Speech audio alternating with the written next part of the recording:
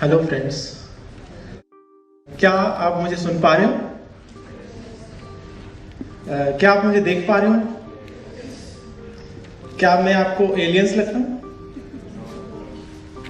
क्या दूसरी दुनिया से आया हुआ लगता हूँ? फिर समाज में इतना भेदभाव क्यों होता है? किसी इंसान को देखकर इतना लोग जजमेंटल क्यों हो जाते हैं? उसके पहरावे से, उसके चलने फिरने से लोग इतना भेदभाव क्यों करते हैं?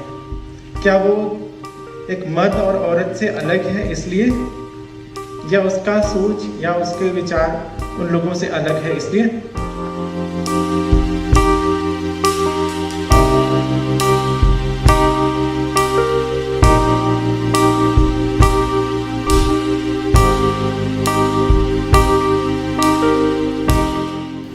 नमस्कार, मेरा नाम धनंजय चौहान है। मैं पंजाब यूनिवर्सिटी की स्टूडेंट हूँ। मैं एमए कर रही हूँ ह्यूमन राइट्स एंड ड्यूटीज़ में।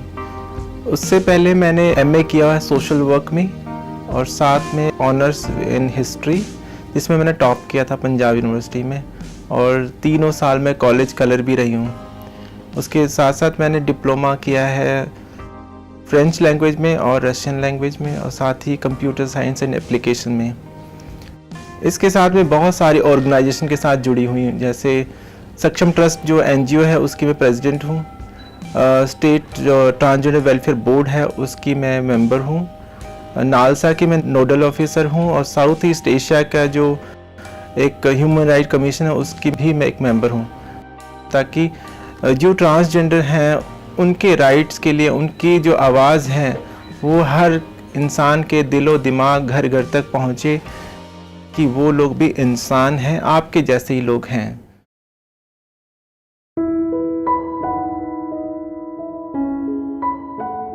मेरी लाइफ भी आम लोगों की तरह शुरुआत हुई, जैसे आम बच्चे पैदा होते हैं, मैं भी उसी तरह से पैदा हुई। और इस दुनिया में जो लोग पैदा होते हैं, मेल या फीमेल, जो बायोलॉजिकल किस तरह से पैदा होते हैं, सभी लोग जो मेल फीमेल एक असाइंड सेक्स को लेकर पैदा होते हैं। तो मैं पैदा तो मेल बॉडी में ही हुई हूँ, लेकिन मैं 3 साल में अपने आप को आइडेंटिफाई नहीं कर पाई हूँ। उस जो असाइंड सेक्स और जो जेंडर था वो मेरा मिसमैच हो गया, क्योंकि मैं बायोलॉजिकल मेल थी और समाज ने मुझे बताया कि तुम मेल हो। वो दोनों चीज़ों में कन्फ्लिक्ट था। मैं दोनों के साथ मैच नहीं कर पा रही थी अपने आप को, कि मेरा असाइंड सेक्स मेल है, लेकिन जो समाज ने जो कंस्ट्रक्ट, जो सामाजिक एक ढांचा है जिसमें बोला गया कि तुम आदमी हो, तो मैं उसको साथ मैच नहीं कर पा रही थी। तो मैंने उसको नकार दिया, मैंने रिजेक्ट कर दिया। मैंने अपने आप को जो आइडेंटिफिकेशन दी वो फीमेल की थी।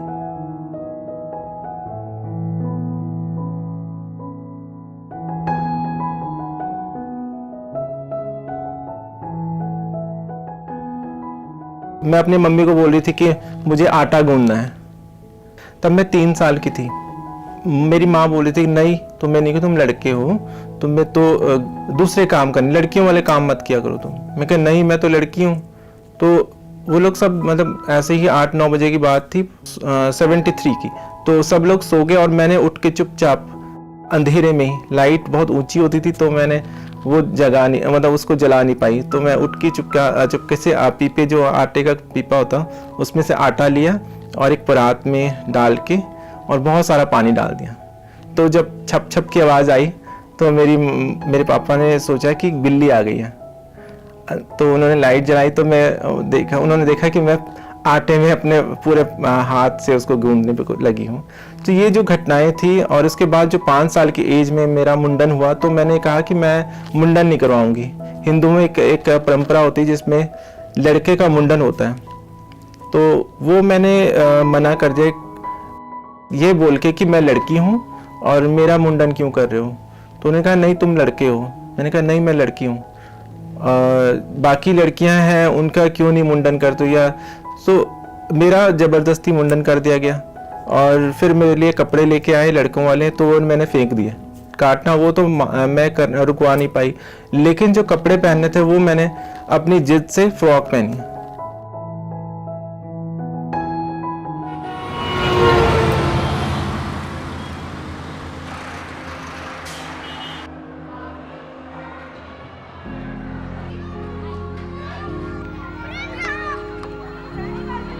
जैसे ही मेरा एडमिशन स्कूल में 6 साल की एज में, सबसे बड़ी प्रॉब्लम ये थी कि मुझे हमेशा ये कन्फ्यूज़न रहती थी मैं वॉशरूम कौन सा यूज़ करूँ। लड़कियां जो वॉशरूम यूज़ करती थी, मैं उसमें अगर जाने की कोशिश करती तो लड़के हंसते थे या वो मेरे को जाने नहीं देते थे। अगर मैं लड़कों वाले में जाती थी तो लड़के पीछे से मेरी निक्कर खींच देते थे। एक बार ऐसा हुआ कि मेरे को वॉशरूम में बंद कर दिया लड़कों ने, बॉयज़ वाले में, तो मैं करीबन 1 घंटा अंदर रही उसके अंदर, क्योंकि पुराने टाइम में क्या होता, स्कूल में वॉशरूम स्कूल के अंदर नहीं होते थे, तो बाउंड्री जैसे स्कूल की बाउंड्री होती थी, किनारे पे जाके होते थे, तो इतनी दूर से आवाज़ भी नहीं आई मेरी रोने की। लेकिन जैसे ही रिसेस हुई या बीच में कोई हुआ तो कोई आया तो उन्होंने मेरे को खोला।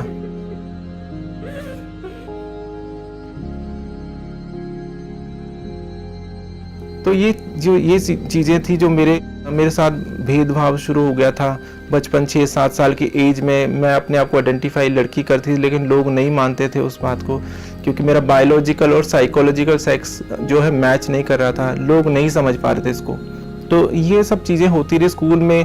टीचर्स के अगर मैं वॉशरूम जाती थी तो वॉशरूम भी मैं अगर जाती थी तो बीच जो क्लास चल रही थी उसके बीच में जाती थी, क्लास ख़त्म होने के बाद नहीं जाती थी, क्योंकि क्लास ख़त्म होते ही सब लोग वॉशरूम की तरफ भागते थे और मैं बीच में जाती थी ताकि मुझे एकांत मतलब एक तब कोई ना जाए। और क्योंकि मैं फीमेल वाले में नहीं जा पाती थी, मुझे बॉयज़ में ही जाना था। अगर बॉयज़ वाले में जाना है तो फिर मुझे बीच में ही जाना पड़ता था और टीचर्स की मुझे डांट खानी पड़ती थी। हमें कभी कभी बहुत मार पीट पड़ती थी कि तुझे बीच में ही क्यों आता है।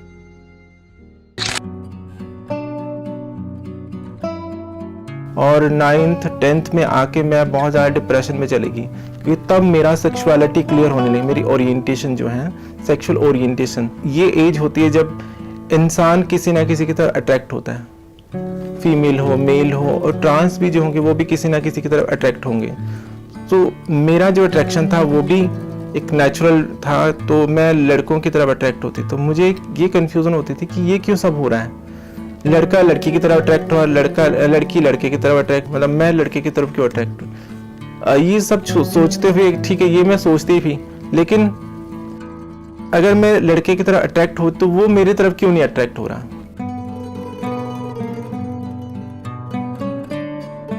तो इस चीज़ में मैं बहुत ज़्यादा कंफ्यूज रहती थी। और एक लड़के से मेरा प्यार भी हुआ वन साइड, तो मैं उसके लिए बहुत उसका होमवर्क भी करती थी, उसके लिए खाना भी लेके आती थी, सब मतलब सब काम करती थी, लेकिन वो नहीं समझ पा रहा था। और मुझे ये नहीं था कि मुझे उसके साथ रिलेशन में जाना था, मुझे प्यार था बस उससे, और वो रूहानी भी हो सकता है, एक आत्मा का प्यार भी हो सकता है। तो वो सब चीज़ें चलती रही और उन दिनों फिर मैं डिप्रेशन में चली गई। 9th और 10th में, 8th तक मैं बहुत तब पढ़ने बहुत होशियार थी, लेकिन 9th 10th में फिर मैं जब मैं 13-14 साल की थी तो मैं डिप्रेशन में हो गई और मेरा 10th में जाके बहुत मुश्किल से ही मैं पास हो पाई। मेरा 10th में जब मैं मैथमेटिक्स का जो था, मैं कमज़ोर थी उसमें, तो टीचर उसको यूज़ करते थे मेरी आइडेंटिटी को कि मैं तुझे मेरे पास आ जा पढ़ने के लिए, मैं तुझे पढ़ाऊँगा, ट्यूशन पढ़ाऊँगा। तो वो उस दौरान वो यूज़ भी करता रहा और हम लोग चुपके से डर के मारे कुछ बोलते भी नहीं थे, क्योंकि मैं फेल ना हो जाऊँ या फेल ना कर दें, ये सब चीज़ें वो यूज़ करता रहा उस चीज़ को।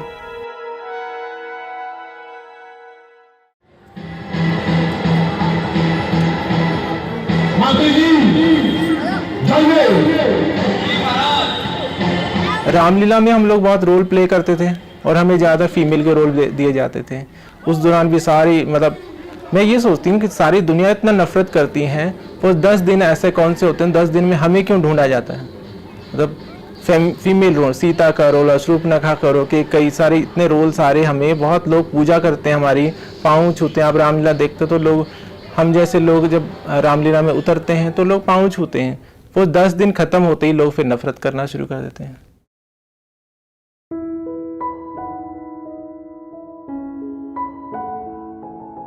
ये मैं बात कर रही हूँ 89 की, 88-89 की। तब +1 +2 सिस्टम शुरू हो गया था और मेरा जो था सेकंड बैच था जब +1 +2 शुरू हुआ था, मेरा सेकंड बैच था उस टाइम पे। अब गवर्नमेंट कॉलेज 46 का है, वो सेक्टर 40 में होता था पहले।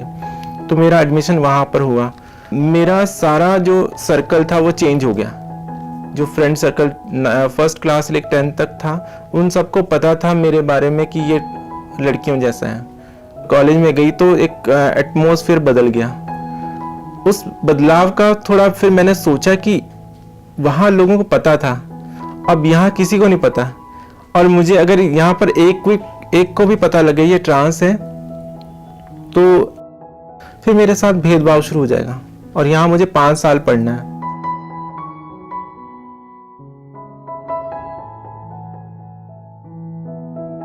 मेरी जो औरत है वो अंदर है। अगर मैं चाहूँ तो उसको मैं छुपा भी सकता हूँ, और अगर मैं चाहूँ तो उसको बता भी सकती हूँ।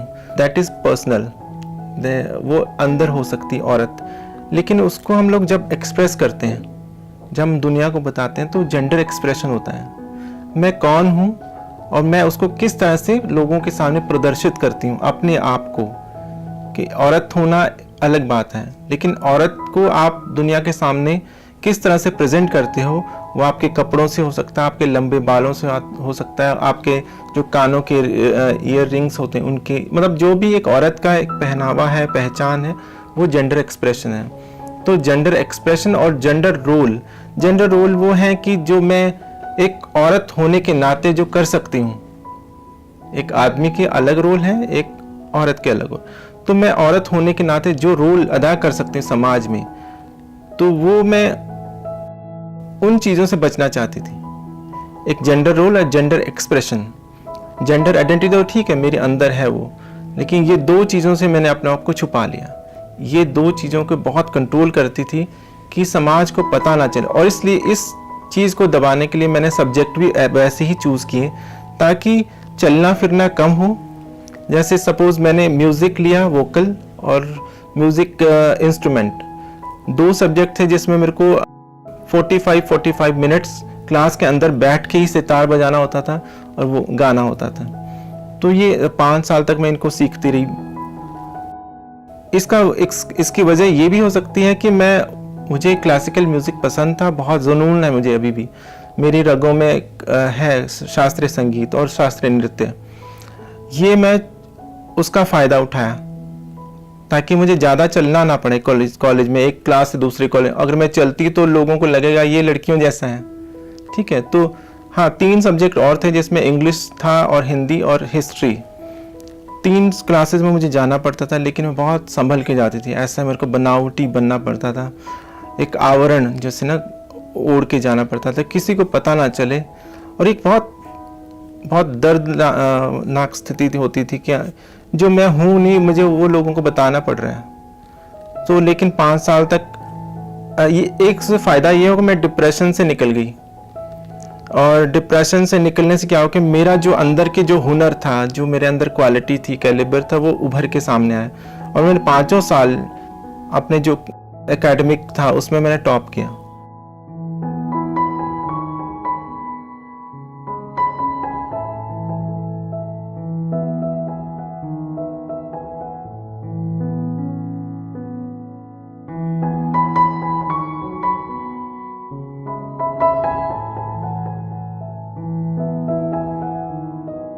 और मुझे सब लोग ये पूछते थे कि जब एग्ज़ाम ख़त्म होने के बाद जब रिज़ल्ट आता था तो किसी को नहीं पूछते थे, मुझे पूछते थे तुम्हारे कितने मार्क्स आए हैं।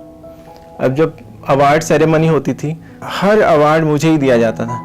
मतलब करीबन 3-4 कॉलेज कलर का हो गया, म्यूज़िक डांस हो गया, साथ में first in college, first in university. तो सब मुझे कमेंट मिलता था, तुम उठ के पीछे मत जाएगा, वहीं बैठ जाएगा, क्योंकि हर अवार्ड तो तुम्हें ही जा रहे हैं। During her student life also, he at that time, he was also very slim, tall, handsome boy. Because we couldn't identify, or no one could make out कि this is her problem or his problem. But one thing I remember, very intelligent, very focused, and all the 3 consecutive annual function, she was on the top. तो मुझे खुशी होती थी कि हाँ, मेरे अंदर जो हुनर है, मेरे अंदर जो क्वालिटी है, वो अब उभर के सामने आ रही है। लेकिन इसके बावजूद जो मैं हूँ, ये तो दुनिया की चीज़ें हैं ना, ये अंदर की चीज़ें भी हो सकती है, लेकिन जो मेरा औरतपन है, जो मेरे अंदर औरत है, वो उसको स्पेस नहीं मिल रहा है, वो कहीं ना कहीं दबी हुई है। इन चीज़ों के लिए मैं जद्दोजहद करती थी। तब क्या होता था कि डिस्फोरिया हो जाता था, बॉडी से नफरत, क्योंकि एक टाइम तो आपको घर में आके अपने आप को देखना भी है, और उसके लिए फिर मैं क्या करती, साड़ी पहन लेती थी, दरवाज़ा बंद करके साड़ी पहनती, सूट पहनती थी, ताकि मैं अपने अंदर की जो औरत है उसको जी सकूं। और या फिर जो जेंडर रोल है, जेंडर एक्सप्रेशन में कमरे के अंदर करती थी, लेकिन जेंडर रोल जैसे घर में अपनी मम्मी के साथ में झाड़ू पोछा करना, बर्तन धोना, खाना बनाना, ये सब चीज़ें मैं वो पूरा करती थी। और कहीं ना कहीं मैं बैलेंस बना के चल रही थी, क्योंकि ताकि मेरे अंदर की जो औरत मरे ना, वो डिप्रेशन में ना आए। मुझे तब ये नहीं पता था कि समाज इतना प्रगति कर लेगा, इतना डेवलप हो जाएगा कि हमें एक पहचान मिल जाएगी। मुझे कोई फ्यूचर का ये उम्मीद नहीं थी कि मैं ये उस ज़िंदगी जो मैं जीना चाहती हूँ वो जी भी पाऊंगी कि नहीं। तो उस टाइम पे जो सर्कमस्टांसेस था, मैं उन्हीं के साथ जीती थी। मुझे फ्यूचर का कुछ भी नहीं पता था क्या होगा मेरे साथ। Whatever Dhananjay was going on inside of him at that time, never shared it, and I'm very sorry about it. But why didn't matlab jo hai they share that with me? You know, because of the simple reason ki it wasn't that we weren't close to the students or whatever it is. Maybe it was just that the fear that she had, कि what is anybody going to say, what are the classmates going to say, or what is going to be the outcome of this, you know, coming out of the closet situation, that maybe must have really been traumatic for her. And then she shared with her situation that she's in the university and she's working towards the transgender rights and so on and so forth. And it really gave me a sense of satisfaction that she had the courage.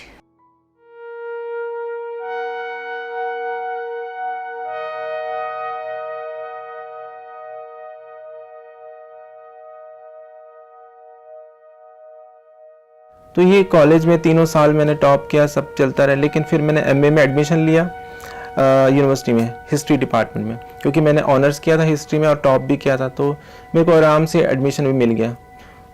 मेरे admission होते ही वहाँ पर लड़कों का कहीं ना, जब क्योंकि वहाँ म्यूज़िक नहीं था, सिर्फ हिस्ट्री था, और मुझे 4 जो टॉपिक जो हर एक क्लास में जाना है मुझे, और जाना मतलब कि आपको एक लड़की जा रही है लड़के के शरीर में, तो जो हुक्म होता है अंदर की, जो कॉन्शियसनेस है, आपका जो ब्रेन आपको जो कमांड दे रहा है, जो आपको निर्देश दे रहा है, वो शरीर उसी तरह से चलेगा। शरीर के हिसाब से ब्रेन नहीं चलता, ब्रेन के हिसाब से शरीर चलता है ना। मेरी जो अंदर की आत्मा है वो मेरे को कमांड कर रही थी, और जब मैं चलती थी तो लड़कियों जैसे, और लड़कों को लगता था कि ये कुछ अलग चीज़ है। तो रैगिंग हुई मेरे साथ। मेरा एडमिशन हुआ कुछ हफ्ते, 1-2 हफ्ते बाद मुझे बुलाया गया लड़कों ने हिस्ट्री डिपार्टमेंट के पीछे। जब आजकल तो वह नाइट स्ट्रीट जो फूड मार्केट है वहाँ पर,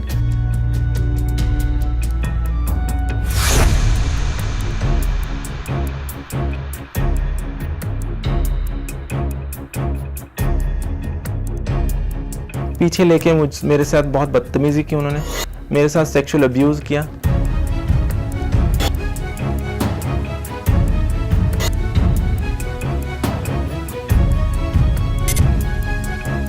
और इतना ज़्यादा हरासमेंट हुई, तो मैं दूसरे दिन से आई नहीं, डिपार्टमेंट ही नहीं आई।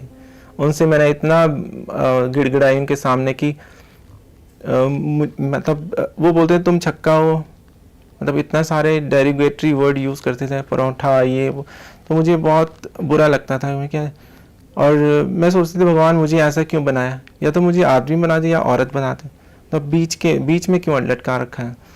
तो दूसरे दिन से मैं यूनिवर्सिटी आई नहीं, वो मैंने छोड़ दिया।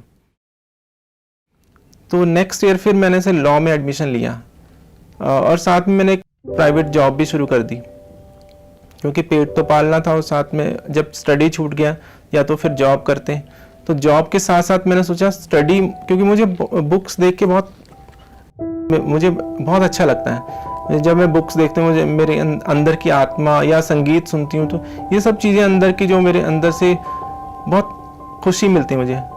और हमेशा अभी भी मेरे पास हमेशा बैग होता है, चाहे मैं साड़ी में भी जाऊँ, कभी भी मेरे को कभी किसी ने बिना बैग के नहीं देखा, क्योंकि मेरे अंदर वो एक है ना, मुझे बुक्स बहुत पसंद है। और मैं चाहे मैं पढूं ना पढूं, लेकिन मुझे लगता है मेरे साथ किताब है। जॉब के साथ साथ मैंने इवनिंग डिपार्टमेंट में लॉ में एडमिशन ले लिया। तो फर्स्ट सेमेस्टर में मेरा एडमिशन हुआ, तो कुछ दिन तक मैं जाती रही, और क्लास लगती थी हमारे 5:45 पे। तो जैसे ही मैं बाहर निकली क्लास के बाद, तो कुछ लड़के थे और रूम में लेके गए मुझे, लेक्चर हॉल था जहाँ पर, और मेरे अंदर जाते ही मेरे को कुंडा बंद कर दिया। और कुंडा बंद करके मैंने कहा, हाँ जी, कितने तुम नए हो? मैं कहा, हाँ जी। कितने तुम, मतलब हरियाणवी टाइप में बोल रहे थे, तो कितने तुम लग रहे तो बहुत सुंदर हो, तुम डांस भी अच्छा करते हो, तुम्हारी बॉडी बड़ी लचकदार है। तो फिर वही शोले वाले जो डायलॉग ना, बसंती वाला, इस तरह से कहते, तो उस तरह के वो बिहेवियर करने लगे मेरे साथ, नाच हमारे सामने। तो मुझे अजीब सा लगा, और फिर वो बदतमीज़ी करने लगे, मुझे हाथ पकड़े। मैंने उनके साथ ऑब्जेक्शन भी किया, तो बदतमीज़ी करने लगे। फिर जब वो मुझे मारने लगे, और फिर मुझे मतलब नाचना पड़ा। एक लड़का बैठा था ऐसे चेयर पे बैठ के, और पाँव दूसरी चेयर पे रखे थे, जैसे कोई डाकू बैठा होता है।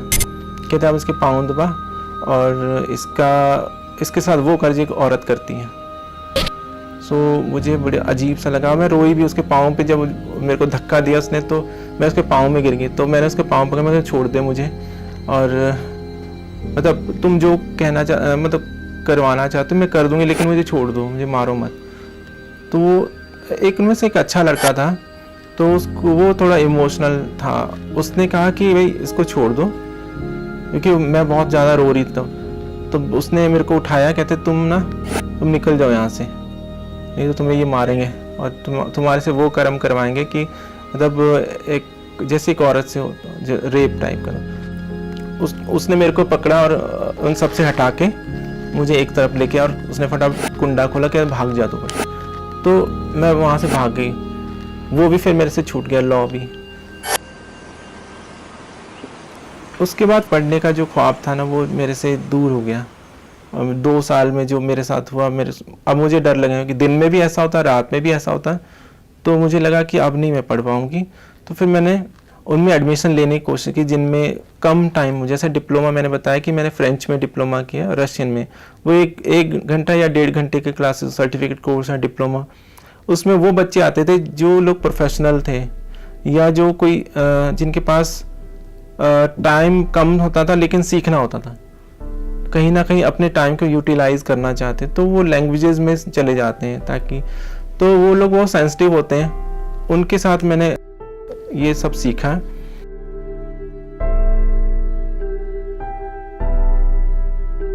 धनंजय कंसिस्टेंट स्टूडेंट है, अपने जो भी एक लगन पकड़ लेता है उस तरफ चल पड़ता है अभी वो। और फिर धीरे धीरे फिर फ्रेंच, रशियन, अब सोशल वर्क में है, तो इसमें भी ये टॉप में ही है। एक्सप्लोर ऐसे एक्सप्लोर रहा है कि हर चीज़ को एक्सप्लोर करना, किसी की चीज़ की तह तक जाना, एक्सट्रीम तक जाना, बीच में नहीं छोड़ना किसी काम को। तो इसी तरह से यूनिवर्सिटी में रहा है, और अभी भी यूनिवर्सिटी में है। मुझे कहीं भी नहीं लगा कि उनमें किसी टैलेंट की कमी है। जैसे छोटे बच्चे में क्यूरियोसिटी होती है, हर चीज़ को पकड़ ले, हर चीज़ को वो सीख ले, हर चीज़ वो जान ले भी, हाँ ये भी चीज़ है, इसको मैं जानता हूँ, ये भी वही क्यूरियोसिटी इसकी पढ़ाई की है। और जिस तरफ ये मुड़ता है उसी तरफ को ये और एक्सप्लोर करता चला जाता है। इतनी निष्ठा पढ़ाई के प्रति मैंने लड़के या लड़की में नहीं देखी होगी जितनी कि उनमें देखी है। सबसे पहले तो खुद को जानने की इच्छा, कि हम सबसे पहले किसको जानते हैं, हम 10-12 साल में अपने आप को ही जानने लगते हैं। और जबकि इंसान चाहे कितना भी बड़ा हो जाए, वो खुद को नहीं जान पाता, कभी भी जानने की प्रयास भी नहीं करता। लेकिन ये छोटी सी उम्र में सबसे पहला काम यही होता है इनका, अपने आप को जानने का।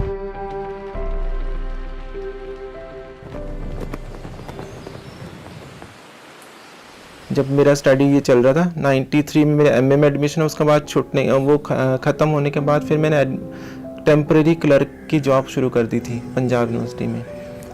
और 98 में वहाँ पर एक पेपर लीक आउट हो गया और उसमें क्या कि सब लोग स्टाफ के सब फंस गए लोग, और वो केस इतना हाईलाइट हुआ सीबीआई के पास चले गया।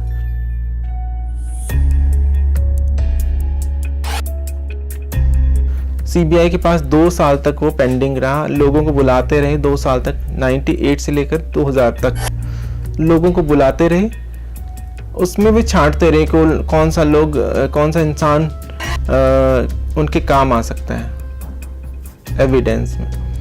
2000 में क्या हुआ कि जो आईओ था हमारा इन्वेस्टिगेशन ऑफिसर, उसका ट्रांसफ़र हो गया और नए आईओ आ गए, और वो यंग थे, यूनिवर्सिटी से गए हुए थे वो लोग। तो उन लोगों ने क्या किया कि टॉर्चर शुरू कर दिया। जब भी इन्वेस्टिगेशन के लिए बुलाते थे महीने में एक बार, तो बाद में 10-15 लोग रह गए जिनको उन्होंने टॉर्चर करना शुरू किया, उनमें इंक्लूडिंग मैं भी साथ में थी। अब मेरा कोई कसूर नहीं था उसमें, क्योंकि मैं उससे डायरेक्ट लिंक नहीं थी उस पेपर से, लेकिन क्योंकि मेरा इतना कसूर था कि मैं जो खाली मटेरियल होता है जो पेपर सेटर को भेजा जाता है वो मैं भेजती थी, ब्लैंक मटेरियल। पेपर सेटिंग के बाद वो हमारे पास नहीं आता था, वो जाता था किसी और के पास, किसी और ब्रांच में, क्योंकि वो उसी पेपर प्रोसेस से जो प्रोसेस था उससे लिंक था, तो सभी लोगों को बुलाते थे। लेकिन मैं क्यों फंस गई, उसका रीज़न ये है कि मेरी आइडेंटिटी। पुलिस वाले बड़े तेज होते हैं, वो हर बात करते करते करते इंसान को फंसा ही देते हैं, और उनको लगता है कि लड़की है, लड़कियों जैसा ये बोल रहा है, और फिर वो आपस में बात करते हैं गे है।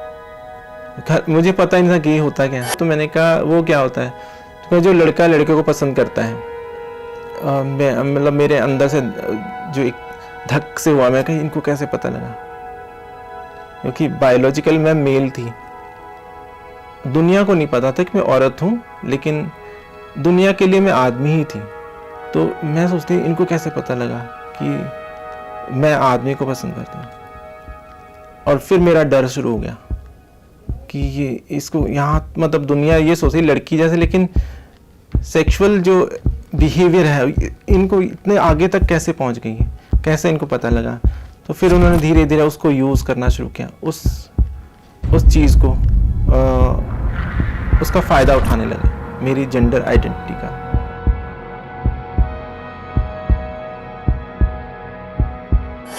उसको मिसयूज़ करने लगे कि तेरे घर पे बता देंगे, तेरे परिवार में, तेरे न्यूज़ में आ जाएगा कि तुम लड़कों के साथ संबंध बनाते हो और पेपर बेचते हो। मेरे को इतना ट्रैप कर दिया उन्होंने, इतना अपनी बातों में, मुझे समझ ही नहीं आया कि क्या, मतलब ये ऐसा क्यों फंसा रहे हैं, मतलब मेरी सेक्सुअलिटी, मेरी जेंडर आइडेंटिटी को क्यों मिक्स कर रहे हैं इसके साथ। मैं कुछ डिफेंड भी नहीं कर पाई अपने आप, क्योंकि जो टैबू है इंसान समाज में, वो टैबू ये है कि सेक्स, और जो एक आदमी अगर आदमी से प्यार करता है, या एक औरत के साथ प्यार करती है, एक ट्रांसजेंडर एक आदमी से प्यार करता है, तो उसके लिए समाज में एक बहुत बड़ा क्वेश्चन मार्क है, उसको समाज में एक्सेप्ट नहीं किया जाता।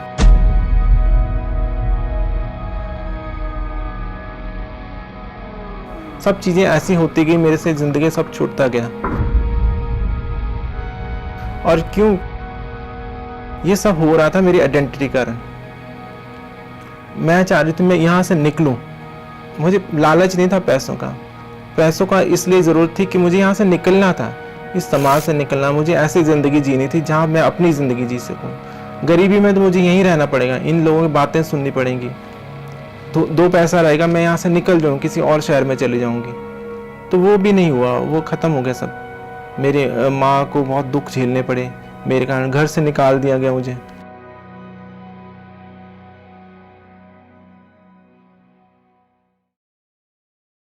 2004 में फिर मैंने जॉब शुरू कर दी, प्राइवेट स्कूल था, वहाँ पर जॉब मिली मुझे as a teacher social science का, तो वहाँ पर पढ़ा रही थी मैं, तो बड़ा अच्छा चलना शुरू हो गया था। 2005 में फिर एक और समस्या शुरू होगी। भारत और पाकिस्तान का मैच था यहाँ पर।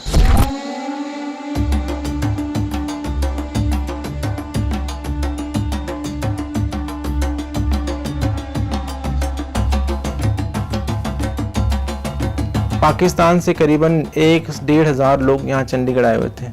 सब लोग 17 में कार्निवल होता था, खूब पंजाबी वर्षा जो से आपस में मिलना जुलना, समझौता, ट्रेन चल रही थी, बसेस भी चल रही थी, लोग एक दूसरे से मिलना चाहते थे, प्यार करना चाहते थे। लोग पूछ रहे थे कि हमारा घर वहाँ लाहौर में सही है या कहाँ है, मतलब इतना सारी बातें।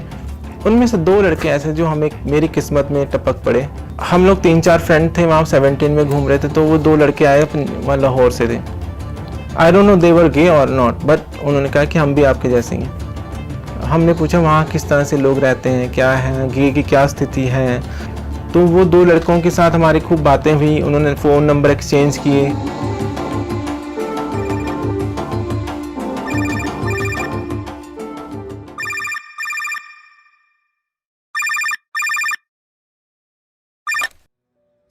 कुछ दिन बाद आईबी के लोग आ गए। उन्होंने पूछा धनंजय यही है? मैं कहा, मेरे जो एमडी थे स्कूल के, उनसे बात हुई तो उन्होंने कहा कि हाँ यही क्या, पर बात हुई क्या? कहते इन लोगों के संबंध टेररिस्ट के साथ है। तो वो भी शॉक हो गया एमडी, मतलब ऐसे कैसे, मतलब ये तो सुबह 6 बजे घर से निकलता, मोरिंडा दूर है यहाँ से, 8 बजे स्कूल लगता है, तो घर से 6 बजे निकलना होता है। मेरे बॉस को भी ये था कि ये ऐसा हो ही नहीं सकता, ये टेररिस्ट एक्टिविटी में इन्वॉल्व हो। उन्होंने ये बोला कि उन आईबी को कि ये बिल्कुल भी हो ही नहीं सकता, मैं गारंटी से लिख के दे सकता हूँ कि धनंजय ऐसा हो ही नहीं सकता, क्योंकि उनमें से एक बंदा जो था वो वापस चले गया था लाहौर, एक यहाँ पकड़ा गया था एंड आईबी के अकॉर्डिंग वो टेररिस्ट था। उसके बाद जितने भी डायरी में नंबर थे जिन जिनके, उन लोगों को संपर्क किया गया, उनसे कांटेक्ट किया गया कि क्या ये लोग भी इसके साथ इन्वॉल्व हैं। इसी कड़ी में मुझे भी फिर पूछताछ शुरू हो गई। हालांकि मेरे तक वो बंदे जो पुलिस ऑफिसर वो मेरे तक नहीं पहुंचे, क्योंकि मेरे एमडी ने उनको बताया कि वो इंसान है ही नहीं। मेरा सारा प्रोफाइल, मेरी फाइल चेक की गई एंड 6 महीने तक मेरा पीछा किया गया।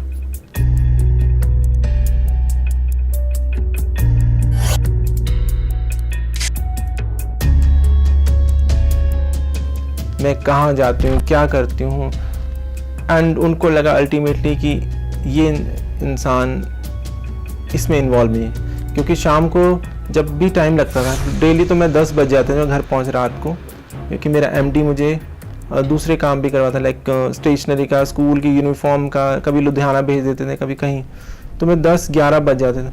कभी कभी जब मैं अकेली जाता तो मुझे लगता था मेरा कोई पीछा कर रहा है। कुछ इंसान ऐसा नज़र आते थे जो हमेशा ही नज़र आते थे, एंड उनको लगा कि ये तो कुछ और है, क्योंकि मैं शाम को अपने फ्रेंड से मिलती थी जो मेरे ट्रांस फ्रेंड थे या गे फ्रेंड थे।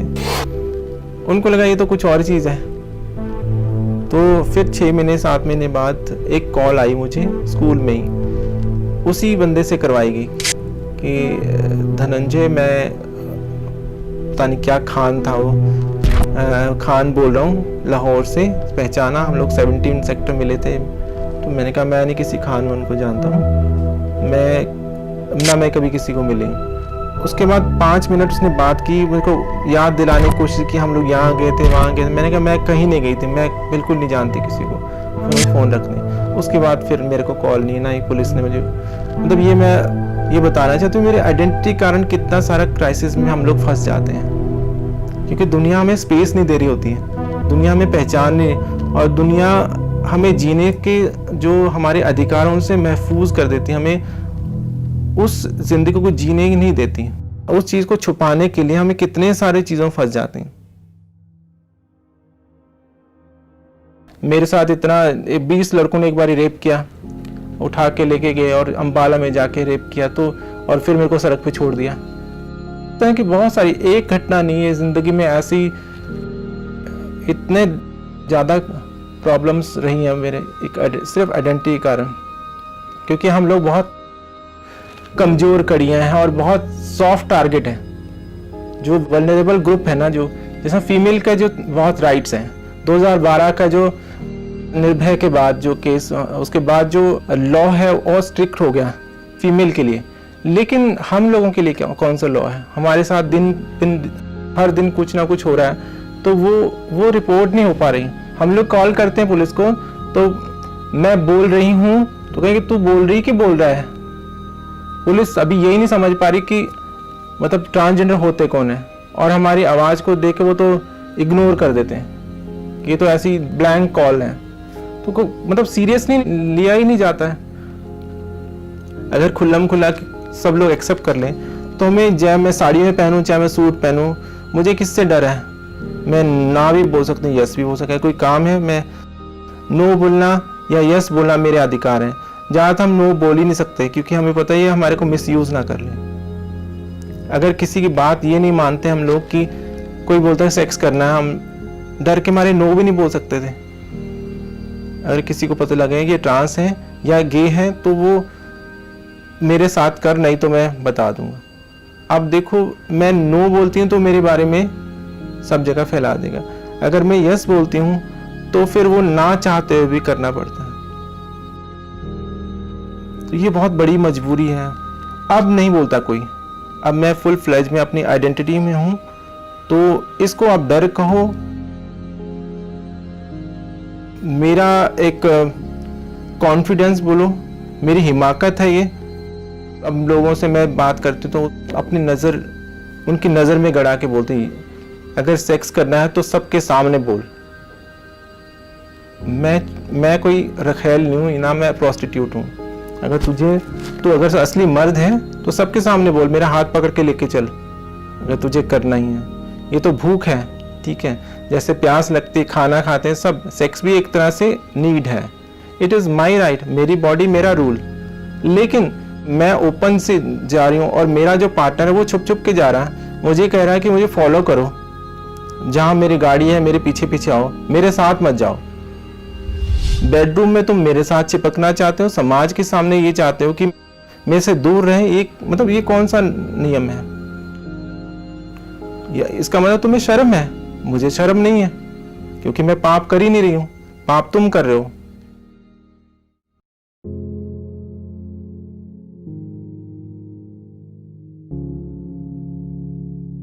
तो ये सब चीजें फिर 2005 के बाद जब मैं इस चीज से निकली हूँ और मैंने फिर जीना सीख लिया कि नहीं, अब बहुत हो गया, बहुत हो गया। कितनी बारी फंसूंगी मैं, कब तक मैं झेलती रहूंगी पुलिस के चक्कर में, ये सब इधर दुनिया के। तो मेरा एक फ्रेंड था, मैं उसके साथ मिलके हम लोगों ने प्लानिंग बनानी शुरू कर दी कि अब हम बहुत हो गया, हमें अपनी ज़िंदगी जीनी है और लोगों को अवेयर करना है। तब मुझे कोई सुनता भी नहीं था, लोग हंसते थे, अच्छा LGBT मतलब ये क्या होता है, लोगों को ये नहीं पता था LGBT होता क्या है। 2002-3 के बाद जब मैं बात करती LGBT कम्युनिटी की, तो वो कहते हैं ये होता है क्या, फिर मुझे बताना पड़ता है lesbian, gay, bisexual, transgender, intersex, queer, pansexual, asexual. तो ये सुनने के बाद भी लोग सोचते हैं ये होता क्या है, फिर उनको समझाना, डिटेल में बताना पड़ता था कि ये सब, कहते ये मतलब ये तो अननेचुरल है। वो सोचते हैं आदमी औरत का जो संबंध है वो नेचुरल है, बाकी सब अननेचुरल है। तो उनको फिर ये बताना कि तुम डिसाइड नहीं कर सकते हो कि नेचुरल क्या है, अननेचुरल क्या है, ये नेचर डिसाइड करेगी। You are the part of nature, you can't dictate nature.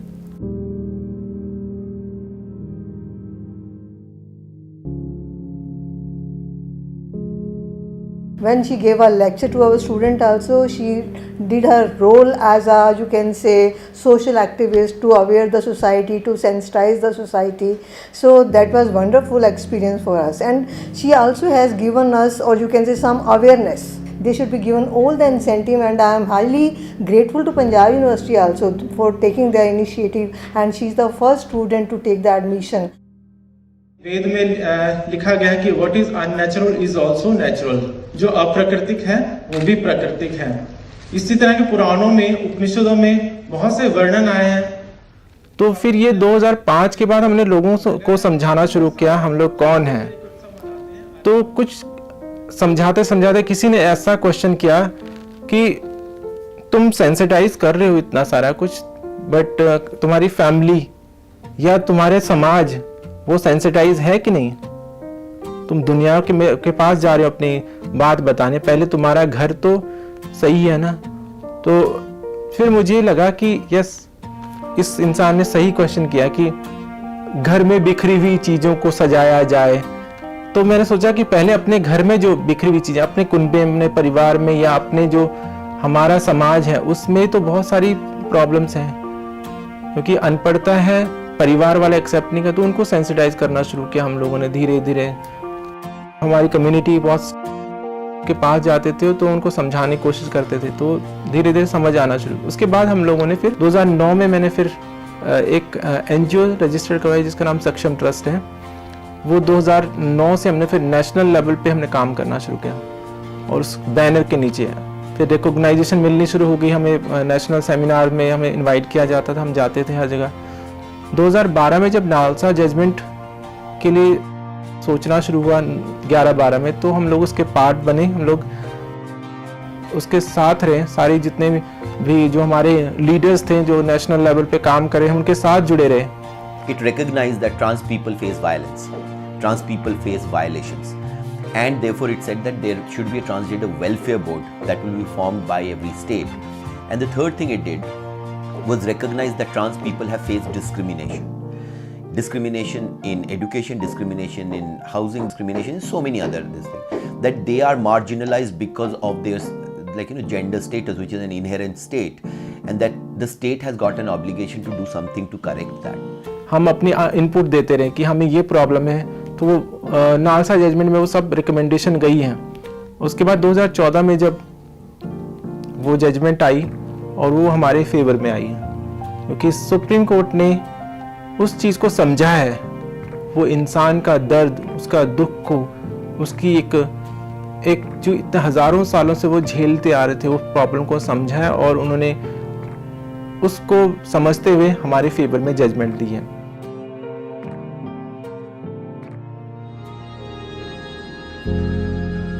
मेरी स्टडी कहीं रुकी नहीं, कहीं ना कहीं मैं एक किताब के साथ जुड़ी रही, डिग्री से नहीं, क्योंकि मेरे लिए डिग्री कोई मायने नहीं रखती। मेरे लिए असल ज्ञान है जो एजुकेशन। लिटरेट होना अलग बात है, मैं बिलीव करती हूँ मुझे एजुकेट होना, एन एम्पैथेटिकल अप्रोच, सिंपैथी नहीं। जो हमारा एजुकेशन सिस्टम है वो एम्पैथेटिकल अप्रोच में जाना चाहिए। दूसरों को समझना है, दूसरे के शूज़ में पाँव डाल के देखना है कि दूसरा को कितना दुख हो रहा है। वो एजुकेशन का मतलब है। एजुकेशन का मतलब ये नहीं हम अपना पेट पाल रहे हैं, वो तो जानवर भी अपने लिए कर रहे हैं। हम लोग पैदा होके सब कुछ जानकर नहीं आए, हमें खुद भी नहीं पता था। हम सारी ज़िंदगी ढूंढते रहे, मैं कौन हूँ, मैं कौन हूँ, मैं कौन हूँ। और मतलब एक उम्र गुजर गई अपने आप को जानने में, क्योंकि आदमी औरत जो है, जो सिस जेंडर लोग हैं, लाइक जिनका सेक्स और जेंडर मैच करे, उनको ज़्यादा जद्दोजहद नहीं करनी पड़ती अपने आप को जानने के लिए, बिकॉज वो कंफर्टेबल जोन में है। जो इंसान जिनका दोनों चीज़ मैच नहीं कर रही, वो सारी ज़िंदगी भटकता रहता है कि वो कौन है, क्या उसका वजूद है इस दुनिया में, क्यों इस दुनिया में आया है। और हम लोग अपने एज से 5 साल बड़े हो जाते हैं। पुराने टाइम में हम लोग इतना ज़्यादा मीडियम नहीं था, सोशल मीडिया नहीं था, गूगल नहीं था, तो आज हम लोग पुराने टाइम में किताबें पढ़ते थे, किताबों से या फिर एक्सपीरियंस। और एक्सपीरियंस में ज़्यादातर लोग बात नहीं करते थे, टैबू मानते थे इस चीज़ों पे। तो एक चीज़ होती थी सिर्फ खुसरा जो परंपरा है, हिजड़ा परंपरा, वो लोग उनके पास जाना पड़ता था। उसके अलावा दुनिया के और लोग कोई बात नहीं करते थे इस चीज़ को। लेकिन आज दुनिया बदल गई है और लोग बात कर रहे हैं, सेक्स के बारे में बात कर रहे हैं, सेक्सुअलिटी के, जेंडर। फिर लोगों को अब मैं सोच रही हूँ कि जैसे 16-17 साल के बच्चे हैं या 14-15 साल के जो LGBT के, वो मेरे से ज़्यादा जानते हैं। जब मैं 14-15 साल के थे मुझे पता ही नहीं था ये सब चीज़ों के बारे में, लेकिन फिर भी मैं और चीज़ों की मतलब खोजती रहती थी कि मैं ऐसे क्यों हूँ। तो ये हमने 2014 के बाद के साथ साथ फिर मैं MA चल रही थी, मास्टर इन सोशल वर्क, और 2015 में वो कंप्लीट हो गई थी।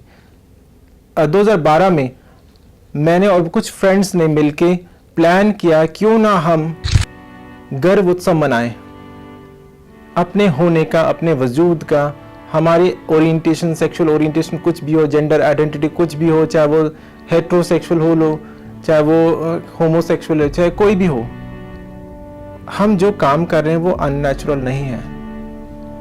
किसी का ह्यूमन राइट्स वायलेट नहीं होता जब तक उसको टच नहीं किया जाता। मैं सड़क पे कौन से कपड़े पहन के जा रही हूँ, कैसे जा रही हूँ, वो उससे दूसरे का इंसान के ह्यूमन राइट वायलेट नहीं हो रहे हैं।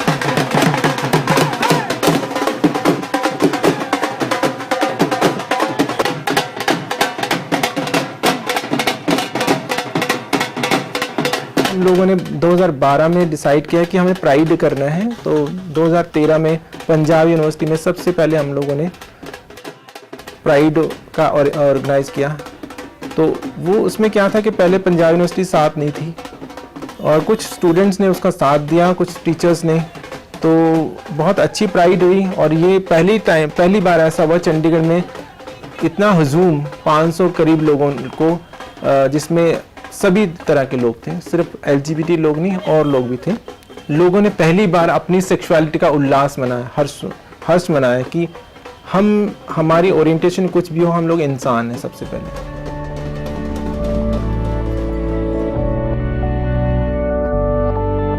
Our students before Dhananjay became a student here had participated in the Pride Walk in the city in general, but after Dhananjay became a student here, then it was our university which responded quite effectively to this movement and facilitated the organization of this Pride Walk. During the course of my research, I found out that these people are denied the right to education.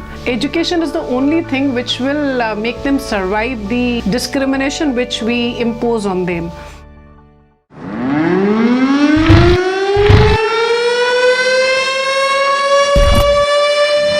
Sanjeev Bhatnagar advocate here.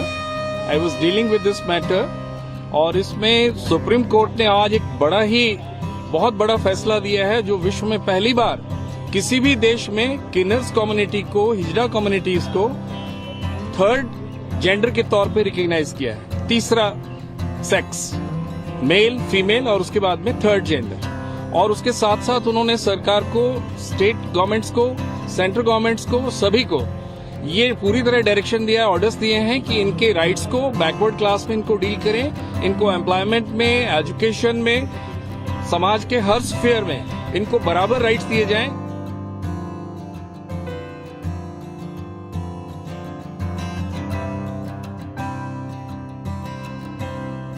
पंद्रह में Punjab university ने अपने जितने भी admission form थे उसमें third gender column add कर दिया। तो ये एक बहुत बड़ी जीत थी उन लोगों के लिए, उन वल्नरेबल ग्रुप के लिए जो हजारों सालों से एक हाशिए पे धकेल दिए गए और उनको सारे जितने भी अधिकार, सामाजिक सुरक्षा के जितने भी अधिकार, उनसे वंचित कर दिया गया। जो सबसे बड़ा चीज होती है शिक्षा का मंदिर, वहाँ पर अब अधिकार मिल गया, right to education. The fact that it is not only the binary, that there are other options available for people to choose a gender, was something which was not recognized. Transgenderism itself was completely silenced in the eye of the law. This judgment changed that. That's why it was like, awesome in a way. They come to us on merit. There is no reservation for transgender admission as yet. अभी तक नहीं हुई है। हमने already एक committee में फैसला कर लिया है कि इनकी फ़ीस वगैरह की, जो हमारे भी यूनिवर्सिटी के फंड्स होते हैं उसमें से इनके फ़ीस का भी हमने देखा है, ताकि इनकी ये प्रॉब्लम भी ख़त्म हो जाए। लेकिन एक कॉलम बनाने से, टी लिखने से क्या वो अधिकार हमें मिल गए हैं? उसके लिए सरकार को भी और हमें भी, ये दोनों को प्रयास करने थे। जब से नालसा का जजमेंट आया तब से अब तक अगर आप देखोगे तो how many advertisements for government jobs have come and how many of them have actually said that trans people have got reservation in it. I'll be surprised if you can find out 10 which specifically says that trans people are also covered by the reservation ages of reservation. नहीं होता, नहीं, it's not there, and it has become a case of constantly pushing the envelope.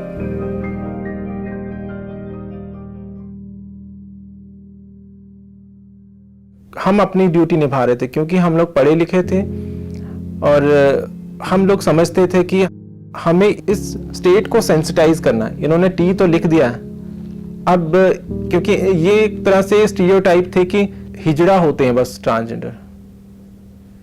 जो समाज में और लोग रह रहे हैं, जो परिवारों में रह रहे हैं, जो बाहर रह रहे हैं, सड़कों पे रह रहे हैं, वो ट्रांसजेंडर नहीं है। सिर्फ जो डेरे में रह रहे हैं वो ट्रांसजेंडर है। इस सोच को बदलना था। सभी हिजड़ा लोग ट्रांसजेंडर होते हैं, लेकिन सभी ट्रांसजेंडर हिजड़ा नहीं होते हैं। कई ट्रांसजेंडर उस हिजड़ा कल्चर में जाते हैं, कहीं नहीं जाते हैं। ऐसा सभी धर्मों में अपने एक जीने की परंपरा है। उसी तरह ये हिजड़ा है, वो कल्चर है। उस कल्चर में कोई इंसान जाता है, कुछ नहीं जाते हैं, क्योंकि वो विजिबल ग्रुप है जो हिजड़ा कल्चर। क्योंकि वो सुबह लोग बधाइयों पे जाते हैं, बच्चा होने पे या शादी ब्याह पे जाते हैं, तो विजिबल रहते हैं। लोग उन्हीं को हिजड़ा मानते हैं या उन्हीं को ही ट्रांसजेंडर मानने लगे हैं। बट लोगों ने उनको छोड़ दिया जो लोग परिवारों में रह रहे हैं। कई लोग फिल्म इंडस्ट्री में हैं, कई लोग फैशन इंडस्ट्री में हैं, म्यूजिक डांस में, हर जगह है लोग पूरी दुनिया में, हर क्षेत्र में हैं। लेकिन उनको मजबूर होना पड़ता है एक झूठी जिंदगी जीने के लिए।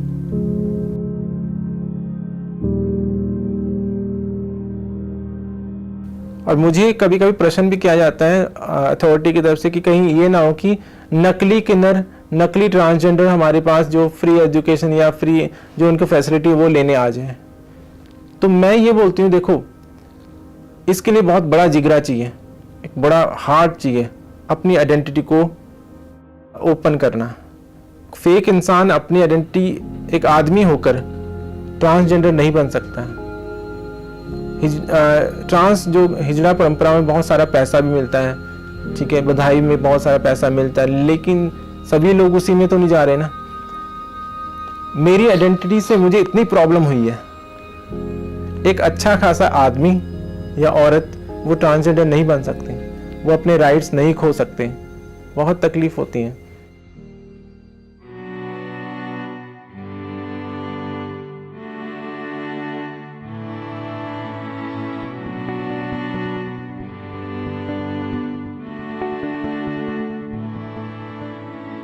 अभी तो ये खोज भी निकली है कि एनिमल वर्ल्ड में 1500 स्पीसीज ऐसी आइडेंटिफाई हुए जिनमें सेम सेक्स अट्रैक्शन होता है। केवल प्राणियों में नहीं, इंसान में नहीं, और जानवरों में, पेड़ पौधों में भी अट्रैक्शन होता है। तो ये सब चीज़ें एजुकेट करना था लोगों को। उसके लिए मुझे बहुत जद्दोजहद करनी, बहुत मेहनत करनी पड़ी लोगों को समझाने की। फिर मुझे लगा यूनिवर्सिटी, कॉलेजेस, लोगों तक पहुंचना आसान नहीं है। मैंने फिर वो प्लेटफॉर्म पहले से तैयार करना शुरू कर दिया था कि मुझे ओपन होना है अपनी आइडेंटिटी के साथ, और उसके लिए फिर एक ग्राउंड बनाना था। अगर दुनिया बदलना चाहते हो तो उस सिस्टम में घुसना होगा। तो मैं फिर यूनिवर्सिटी का पार्ट बनने के लिए मुझे 2016 में मैंने पहला ट्रांसजेंडर होने के नाते अपना एडमिशन लिया, और साथ में मैंने ये सोच लिया था कि एजुकेशन जो है, जो पढ़ाई है, उसके द्वारा समाज को बदला जा सकता है। दूसरा और कोई मीडियम नहीं। हम नाच गाना कर लें, जितना भी हम लोग जॉब कर लें, वो अपने लिए हैं, लेकिन जो पढ़ाई है जिससे हजारों लोगों के साथ आप रहोगे, सारा दिन आप वहाँ पर बैठते, हम लोग सुबह निकल जाते हैं, शाम तक रात हो जाती है बच्चों के साथ बैठे, और इतनी बातें निकलती, इतने लोग आके मिलते हैं हम लोगों से कि हमें हमारा गला ही थक जाता सुबह से शाम तक बात करते करते। तो पहला ट्रांसजेंडर होने का फिर मुझे एक मौका मिला कि मैं इस जो विद्या का मंदिर है यूनिवर्सिटी में जाके एडमिशन लूँ, ताकि मेरे जाने के बाद ये दरवाज़ा खुल जाए ट्रांसजेंडर के लिए। और ये विद्या का मंदिर जिसमें सब लोग सोचते थे कि पढ़ के क्या होगा, पढ़ के कोई डीसी बनने वाला है, या पढ़ के ऐसी कौन सी चीज़ है जिसको हमें मिल जाएगी, वो हमें साबित करनी है। क्योंकि अभी तो 1-2 साल हुए और हमें अभी बहुत कुछ साबित करना है कि इससे बहुत कुछ मिल सकता है, और मिल भी रहा है। क्योंकि प्यार इतना ज़्यादा मिल रहा है, लोग समझने की कोशिश कर रहे हैं, पन्ना दर पन्ना खुलता जा रहा है। और यूनिवर्सिटी इसलिए चूज़ की मैंने, कॉलेज भी जा सकती थी, मैं स्कूल के बच्चों को मोटिवेट कर सकती थी। यूनिवर्सिटी इसलिए क्योंकि पानी ऊपर से नीचे की तरफ आता है, और यूनिवर्सिटी में जब स्टूडेंट होते हैं वो मैच्योर होते हैं, पोस्ट ग्रेजुएट होते हैं, और पीएचडी वाले होते हैं, स्कॉलर होते हैं, टीचर होते हैं, वहाँ अगर वो बात शुरू करें तो वो जब वो अपने पॉलिसी मेकिंग में जाएंगे बच्चे, या आईएएस बनते हैं, कुछ भी बनते हैं, वो ऑफिसर बनते हैं, वहाँ से गांव देहातों में जाते हैं, तो क्या होता है कि उनके साथ वो मैसेज जाता है।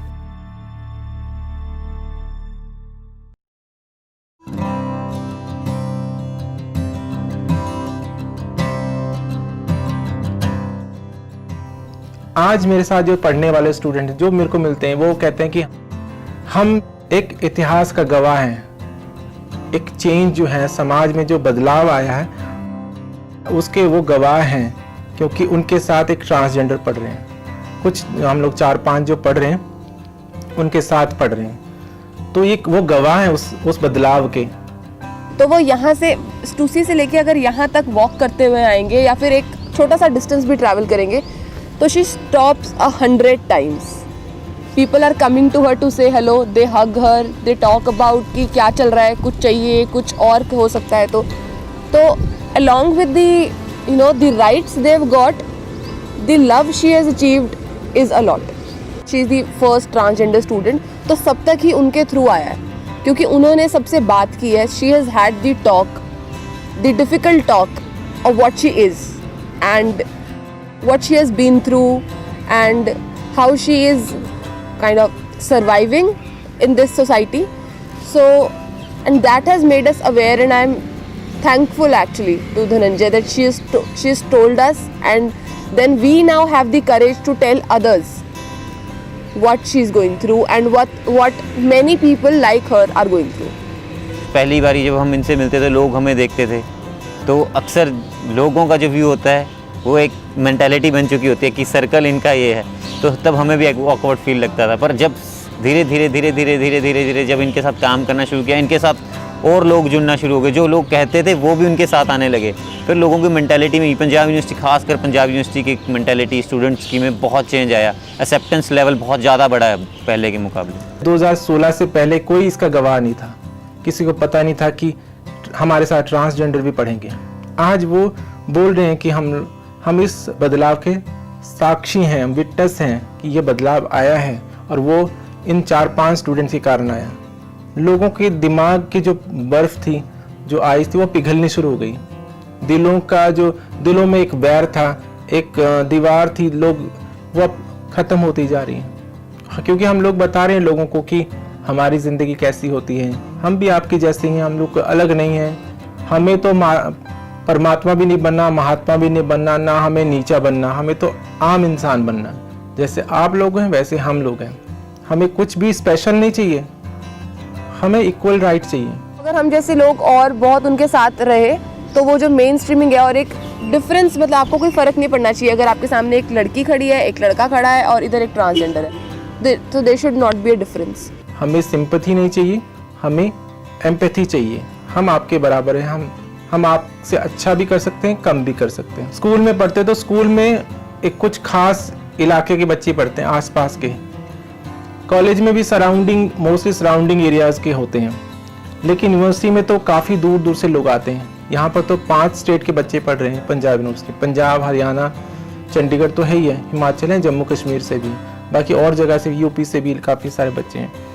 तो जब ये बच्चे वापस जाते होते हैं, तो अपने फेसबुक पे अपलोड करते हैं हमारी फ़ोटोज़, हमारे साथ ये ट्रांस पढ़ रहे हैं। तो हमें लगता है कि अब बदलाव आ रहा है, बदलाव इंडिया में बहुत जल्दी आ रहा है दुनिया से।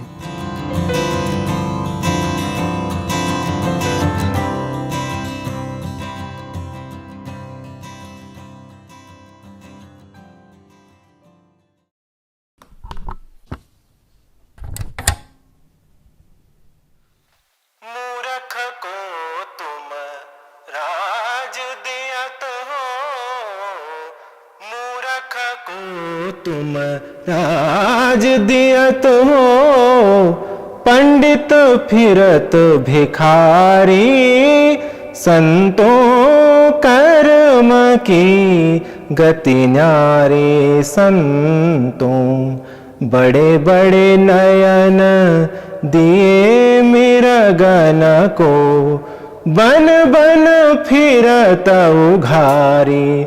संतों कर्म कर्म की गति न्यारे संतों, मीरा के प्रभु गिरधर नागर, मीरा के प्रभु गिरधर नागर, राजा जी तो कान विचारो, संतों कर्म की गति न्यारे संतों।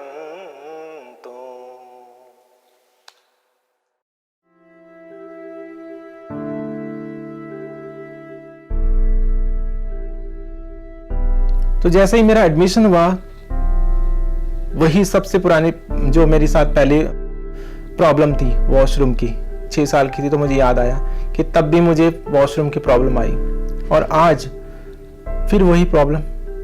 अब 2 टॉयलेट है, मेल फीमेल। मैं एक दिन तो गई नहीं कहीं भी, मैं सोच रही थी कौन से में जाऊं, तो साड़ी पहन के मैं बॉयज़ वाले में जाऊं या गर्ल्स वाले में जाऊं जहां पर सब लोग बाहर भाग रहे थे मेरे देख के। तो मैं सोच में लगी कि अब क्या किया जाए। तो मैंने एप्लीकेशन लिखा वाइस चांसलर के नाम कि मुझे सेपरेट वॉशरूम चाहिए। वो एप्लीकेशन दिया एंड 15 दिन तक उसका जवाब भी आ गया। उसमें सिंडिकेट सेनेट ने 23 लाख बजट पास कर दिया उसके लिए, सेपरेट वॉशरूम के लिए। इनका पहले इशू ये था कि यहाँ मतलब कि वाश रूम जो वो होने चाहिए, बहुत ज़रूरी है। मतलब कि उस इशू को मैंने टेकअप जो वो किया। देन मतलब कि हमने जो with the help of our Denmark vice chancellor के से मतलब कि मैंने परमिशन लेके ये सारा कुछ हमारे एक्शन से, तो ये सारा कुछ हमने मतलब कि इनका वाशरूम जो है वो पहले हमने पंजाब यूनिवर्सिटी स्टूडेंट सेंटर में इनको जो है वो बना के दिया। मतलब कि ये हमारी एक पहली मतलब कि इनके लिए मतलब कि प्रॉब्लम को सॉल्व किया। मुझे ये भी था कि अब डेली जब तक वो वॉशरूम बनता तो मैं कहाँ जाऊँ। फिर मैं एक दिन ऐसी बैठी हुई थी, तो मेरी फ्रेंड्स थी, फीमेल फ्रेंड्स, तो उनसे बात चल रही थी यार वॉशरूम का कौन सा यूज़ करूँ मैं। तो मेरी फीमेल फ्रेंड्स कहती कि हमारा वॉशरूम यूज़ कर लो। मैं कहा ठीक है, क्योंकि तब तक कभी ना कभी, क्योंकि वॉशरूम तो जाना था, मैं मेल वाले में जा रही थी और अंदर से कुंडी लगा देती थी। लेकिन मुझे ऑकवर्ड लगता था, बाहर लड़के खड़े होते थे, मुझे लगा नहीं मेरा नहीं है ये, मुझे मतलब अपनापन, मुझे कंफर्टेबल फील ही नहीं हो रहा था। तो लड़कियों ने कहा तो हमारा यूज़ कर लो, तो वो मैंने फिर यूज़ करना शुरू किया। लेकिन फिर हमने एक सोल्यूशन निकाला कि जब तक नहीं बनता, हमने कार्डबोर्ड जो है ना, उस कार्डबोर्ड के एक तरफ पे ट्रांसजेंडर लिख देते हैं, एक तरफ फीमेल लिख देते हैं। वो हमेशा फीमेल लटका रहेगा, लेकिन जब मैं जाऊंगी तो उसको मैं उल्टा कर दूंगी। इट मीन्स ट्रांसजेंडर अंदर कोई गया हुआ। तो वो सोल्यूशन काम कारगर रहा, लेकिन वो बाद धीरे धीरे उसकी भी जरूरत नहीं पड़ी। मैं इतनी फेमिलियर हो गई उनके लोग, उनको कोई प्रॉब्लम नहीं है, क्योंकि तब तक समझ नहीं रहे, मतलब जो नए नए बच्चे थे वो समझ नहीं पाए थे मुझे। अब 1.5-2 साल में तो लोग अच्छे से समझ गए कि ऐसा कुछ भी नहीं है। प्रॉब्लम थी फीस की, कि मैं फ़ीस कहाँ से पे करूँ। मेरे पास पैसे नहीं थे इतने, क्योंकि हमारा जो ह्यूमन राइट्स का जो एमर्जिंग एरियाज़ के जो कोर्सेज़ हैं वो बहुत कॉस्टली हैं। तो इसी तरह फिर कहीं से अरेंज करके, लेकिन उस दौरान फिर मैंने एप्लीकेशन लिखा वाइस चांसलर को कि हमारी फ़ीस माफ़ कर दें ताकि हम लोग पढ़ सकें। फिर देखो, अब धनंजय के साथ बात करने के बाद I had an opportunity to visit my parents house. तो वहाँ पर क्या था कि उनका शादी हुई थी, तो ये लोग जैसे डांस गाना करने के लिए आते हैं, तो मेरे को ये लगा कि maybe they are not aware कि इतना इनके लिए हो रहा है, एजुकेशन है। तो I just took one of them at the corner and told her कि you have a big opportunity, why you are doing all this. तो शी सेड कि I am also graduate, to my surprising. But it means कि even after getting the education you are not getting the opportunity. So इसके लिए थोड़ा सा government को सोचना चाहिए, and they should give some special, you can say, place for these people, so that they can be adjusted in every sphere of life. Even if they've, let's say, collected some 12,000 or 13,000 rupees to get admission in the university, where do they stay? Where do they live? Where are the hostels for them? अगर कोई बच्चा पढ़ने आएगा, या तो वो family छोड़ के आएगा, घर से निकाल दिया, अपनी आइडेंटिटी के साथ जो पढ़ेगा, या फिर डेरा छोड़ के आएगा, कौन संभालेगा उसको? उसकी फीस कौन देगा? उसके हॉस्टल का, तो वो मैंने लिखा कि वाइस चांसलर को फीस माफ़ कर दें। उसके लिए भी टाइम लग गया, अभी कुछ महीने पहले ही फीस माफ़ होगी सारी। बच्चे जो आते हैं इधर सोसाइटी से भी उनको दुत्खारा गया, माँ बाप से भी पहले दुत्खारा गया। एक रेपिस्ट को भी अपना लेते हैं, एक थीफ हो उसको भी अपना लेते हैं।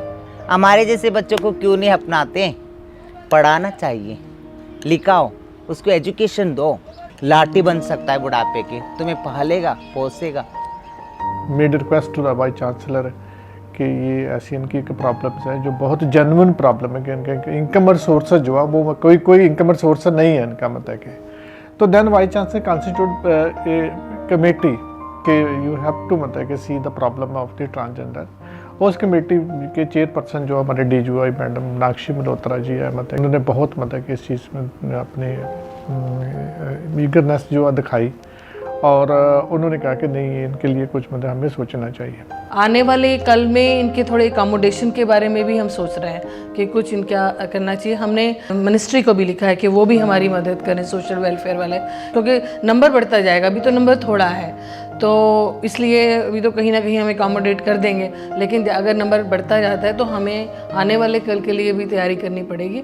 She's already completed masters in history and is the first divisioner in history, and in other curricular activities also Dhananjay had a very important role to play. We would see Dhananjay all over the place, you know, participating in our extracurricular activities, dancing around when there were some official functions such as farewell and welcome parties which are normally held annually. So Dhananjay would not only be participating but would be, you know, enthralling the audience with the singing talent, with the dancing abilities and with everything.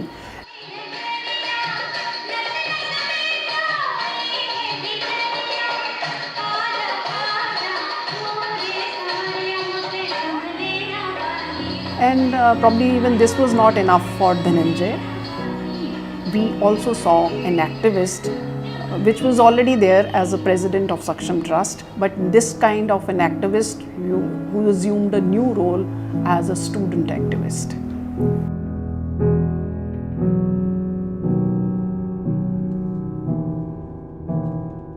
शुरू में लगा इनको भी ये क्या अजीब सा इंसान आ गए यहाँ पर, मतलब अच्छा लोगों ये बोला अच्छा अब हिजड़े भी पढ़ने लगे, इस तरह कमेंट्स करते थे।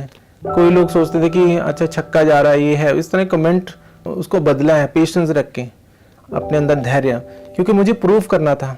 मैंने उनको गाते हुए भी देखा, मैंने उनको नाचते हुए भी देखा, और मैंने जो है शेर व शायरी भी करते हुए उनको देखा।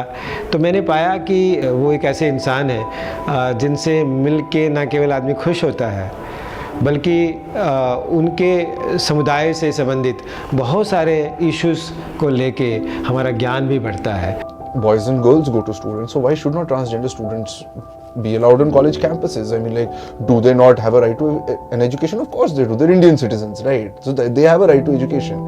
Dhananjay's presence, I think, is a great motivator for a lot of other transgender people to, you know, step out of the deras, to come out of the shadows, so to speak, and, you know, like, to be seen in the sunshine. दुनिया की नज़र में या तो हम भगवान हैं जिससे कोई गलती नहीं होती, या तो हम बिल्कुल नीचे हैं लेकिन आम इंसान नहीं है। तो ये मुझे दुनिया को रियलाइज करवाना था कि हम लोग आम इंसान। अब जो स्टूडेंट्स हैं मेरे साथ होते हैं वहाँ पर, इतना सारा लोग बोलते हैं डिसऑर्डर लोग हैं, मैं बोलती yes I am disorder, yes I am disorder because I don't follow order. दुनिया के जितने भी महान लोग हुए ना, जितने भी फिलोसोफर हुए हैं, विचारक हुए हैं, या जितने पैगंबर हुए, दे वर ऑल डिसऑर्डर पीपल। उन्होंने वो भेड़ चाल नहीं चली, उन्होंने वो परंपराएं शुरू की, उस परंपरा को नकारा है, उस तथाकथित जो परंपराएं चल रही उनके खिलाफ एक अपना मार्ग अपनाया है। मैं समझता हूँ कि जो यूनिवर्सिटी में कुछ और विद्यार्थी जो हैं थर्ड जेंडर के हैं, वो धनंजय के परिणामों के फलस्वरूप ही यहाँ पे आए हैं। और धनंजय केवल जो है उनके छुपे हुए समाज और इस समाज के बीच ही एक पुल नहीं है। धनंजय यूनिवर्सिटी एडमिनिस्ट्रेशन और उनके बीच एक पुल है। धनंजय सिविल एडमिनिस्ट्रेशन और उनके बीच में एक पुल है। और धनंजय अंतर्राष्ट्रीय जो संस्थाएं एक्टिव हैं और सरकारें भी, जैसा कि आप जानते ही हैं कि पीछे जब कनाडा के प्रधानमंत्री यहाँ पे आए तो उन्होंने भी उनको निमंत्रित किया। ये सस्टेनेबल डेवलपमेंट है ताकि आने वाली जनरेशन के लिए एक दरवाजे खुल जाएं, उनके लिए एनेबलिंग एनवायरनमेंट रहे। हम 5-7 लोग 10 लोग जो हैं, अगर हम लोग बलिदान दे देंगे अपनी ज़िंदगी का, ताकि आने वाले जो लोग हैं उनको ये सब फेस ना करना पड़े। तो धनंजय ने एक बार बड़ी अच्छी बात कही, अगर हमें प्राइवेट ही पढ़ना हो तो हम वैसे भी पढ़ सकते हैं। हम तो चाहते हैं कि हम क्लास में आएँ, सोसाइटी में मिलें। अल्टीमेटली पर्पस तो हमारा वो है। अदरवाइज हम इग्नू से भी पढ़ सकते हैं और हम डिस्टेंस एजुकेशन से भी पढ़ सकते हैं या किसी और प्राइवेट यूनिवर्सिटी, लेकिन हम चाहते हैं कि हम पंजाब यूनिवर्सिटी में आएँ, वहाँ पर लोगों से मिलें, उनको हम अपनी बात बताएं। जो ट्रांस कर सकता है वो, उसके अंदर 2 गुण होते हैं, एक आदमी वाले, एक औरत वाले, तभी तो अर्धनारीश्वरी है ना। अर्धनारीश्वर मतलब उसके अंदर पुरुष और औरत के दोनों गुण हैं। जैसे में हिजर से बना है ट्रांसफॉर्म, अपने एक कुनबे को छोड़ के जाना, कुल को छोड़ के जाना। खुसरा जो शब्द है, पंजाबी लोग खुसरा बोलते हैं या खोजा बोलते हैं, वो भी ख्वाजा सरा से बना है। ख और सरा को निकाल के खुसरा बनता है। तो ये सब चीज़ें हैं, लोगों को पता ही नहीं अपने बारे में, अपने कल्चर के बारे में। जो हम लोग जो मंदिरों में रहने वाले, दरबारों में आए, दरबारों से वो फिर कहाँ गायब हो गए, क्योंकि 200 साल में ये सब बदलाव आया। अंग्रेज जब लोग यहाँ आए तो वो अपने साथ अपना कल्चर लेके आया। हमारे यहाँ जो किन्नरों की एक पूरे LGBT कम्युनिटी के लिए जो रिस्पेक्ट थी, वहाँ पर वो नहीं थी, क्योंकि वहाँ पर सिन बेस्ड कल्चर था। और हमारे इंडिया में अभी शेम बेस्ड कल्चर है। तुम्हारी बेटी 9 बजे आ रही है, 10 बजे आ रही है, ये नहीं बोलेंगे तुम ठीक ठाक आई है ना, लेकिन ये बोलेंगे कि 4 लोग क्या बोलेंगे। तो ये शेम बेस्ड कल्चर है। उनके घर में अगर किन्नर पैदा हो जाए तो लोग ये बोलते हैं कि भगाओ इसको, हमारी मूछें नीचे हो गई हैं। तो ये फील जो है ये अंग्रेजों से आई है। एंटी ट्राइबल लॉ जो बना था, उसमें जितने भी ट्राइब्स थे इंडिया के, उनको क्रिमिनल घोषित कर दिया गया था। उसमें इंक्लूडिंग ट्रांसजेंडर को भी क्रिमिनल बोला गया। और फिर ट्रांसजेंडर को पकड़ जेलों में डाला गया। उनको बोले गए तो आदमी होते हुए भी साड़ियाँ डालते हैं और बच्चे चुराते हैं, लोगों के सामने नाचते हैं, नंगा होकर नाचते हैं, मतलब कई तरह के इल्ज़ाम लगाए गए। इसलिए ट्रांसजेंडर लोग जो वो कहीं गायब हो गए, मतलब वो नज़र नहीं आते थे। उन्होंने मलिन बस्तियां जो होती, जो स्लम एरियाज थे, वहाँ से, उन स्लम से भी जो अंदर कितना गंदा, वहाँ चले गए ताकि लोग वहाँ तक ना पहुँचे, नाक बंद करके आना पड़े। अभी भी आप देखो तो हिजड़ा डेरा में हर एक को डर लगता जाते कि पता नहीं किस तरह की लाइफ है, भूल भुलैया जैसी ज़िंदगी है। एकदम से नहीं बना ये कल्चर, ये बहुत सालों से और इस सोची समझी प्लानिंग थी। और आज हमारे बारे में लोग नहीं जानते। ये नहीं कि सारी जो जब से मंदिरों का रहा कल्चर या दरबारों में लोग हमारे बारे में जानते हैं, तब जानते थे सब लोग। हमारी जो ज़िंदगी थी खुली किताब थी। और भी जितने भी, चाहे वो हमारे कल्चर से हो छेड़छाड़, हमारी जो एजुकेशन पॉलिसी है, एजुकेशन पॉलिसी जो आज है वो अंग्रेजों की बनाई हुई है, उसमें सेक्स का कोई पार्ट नहीं है। लेकिन हमारी पुरानी परंपराओं में देखो तो कामसूत्र जो है वो हमारे कल्चर का हिस्सा रहा है। खजुराहो टेम्पल जो हमारे इंडिया में है वो फॉरेन कंट्री में नहीं है। तो मेरे को लगता है ये सब पार्ट था एक एजुकेशन का, कि हमें 16 कला संपूर्ण होना, उसमें सभी कलाओं में दक्ष होना जरूरी था। एक वेद का मंत्र है, अथातो ब्रह्म जिज्ञासा। ब्रह्म अंदर है, ब्रह्म यहाँ है। हमें अपने आप को जानना है पहले, हम कौन है। हम जो हमारा जेंडर है, जेंडर इज हेयर। जेंडर यहाँ होता है, सेक्स नीचे होता है, जेंडर नीचे नहीं होता। दिमाग बोल रहा है मैं अपने आप को क्या आइडेंटिफाई। आप अपने आप को औरत मानती हैं, अब अपने आप को पुरुष मानती हैं, या दोनों के बीच की, इन दोनों में से नहीं, आपका अपना एक अलग रूप है। तो कौन सेक्स डिसाइड नहीं करता है, ये हमारा दिमाग डिसाइड करता है, साइकोलॉजिकल सेक्स। सो ये सब चीज़ें हम लोग एजुकेट कर रहे हैं, लोगों को, दुनिया को बता रहे हैं कि ऐसा कुछ भी नहीं है, ऐसा कुछ डिफरेंट नहीं है। डिफरेंट है तो डिफरेंट इज नॉट रॉन्ग। बहुत दिनों से इन्होंने त्रासदियां झेली हैं, डिस्क्रिमिनेशन झेला है। सुप्रीम कोर्ट ने आर्टिकल 14, आर्टिकल 16, आर्टिकल 19 और आर्टिकल 21 का हवाला देते हुए थर्ड जेंडर डिक्लेयर किया है, स्पेशली किन्नर कम्युनिटी को, और उनको पूरे rights. Before NALSA, there was no recognition of the fact that there is a category called trans persons. So the state could always turn around and say like, you know, we don't know, who are you? But when that category gets created by a judgment and then vested with certain rights, the people who belong to that category can actually go to the educational institutions, etc., etc., and then they can start demanding that I have been given reservation and you have an obligation to give me reservation. I am that kind of people whom you did not probably recognize before 2014, but now I exist in law.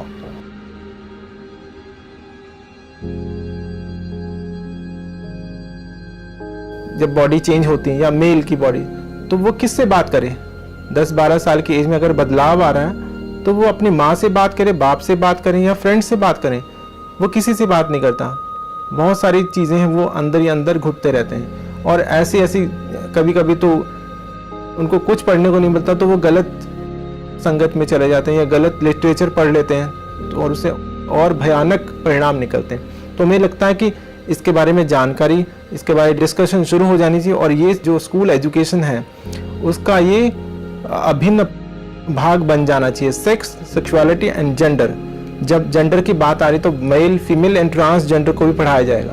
उनके जीवन के बारे में आप दुनिया के जितने भी महान योद्धाओं के बारे में पढ़ाओ, ठीक है, पर आप शिखंडी के बारे में पढ़ाओ ना, कितना महान योद्धा था, कौन था वो, कैसे उसकी उत्पत्ति हुई, किस तरह से मोहिनी रूप में कृष्ण ने किन्नर रूप में आ गए, किस तरह से ट्रांसजेंडर की लाइफ है अभी की, किस तरह से मुगल दरबारों में रहे हैं, ये दुनिया के सामने आना चाहिए।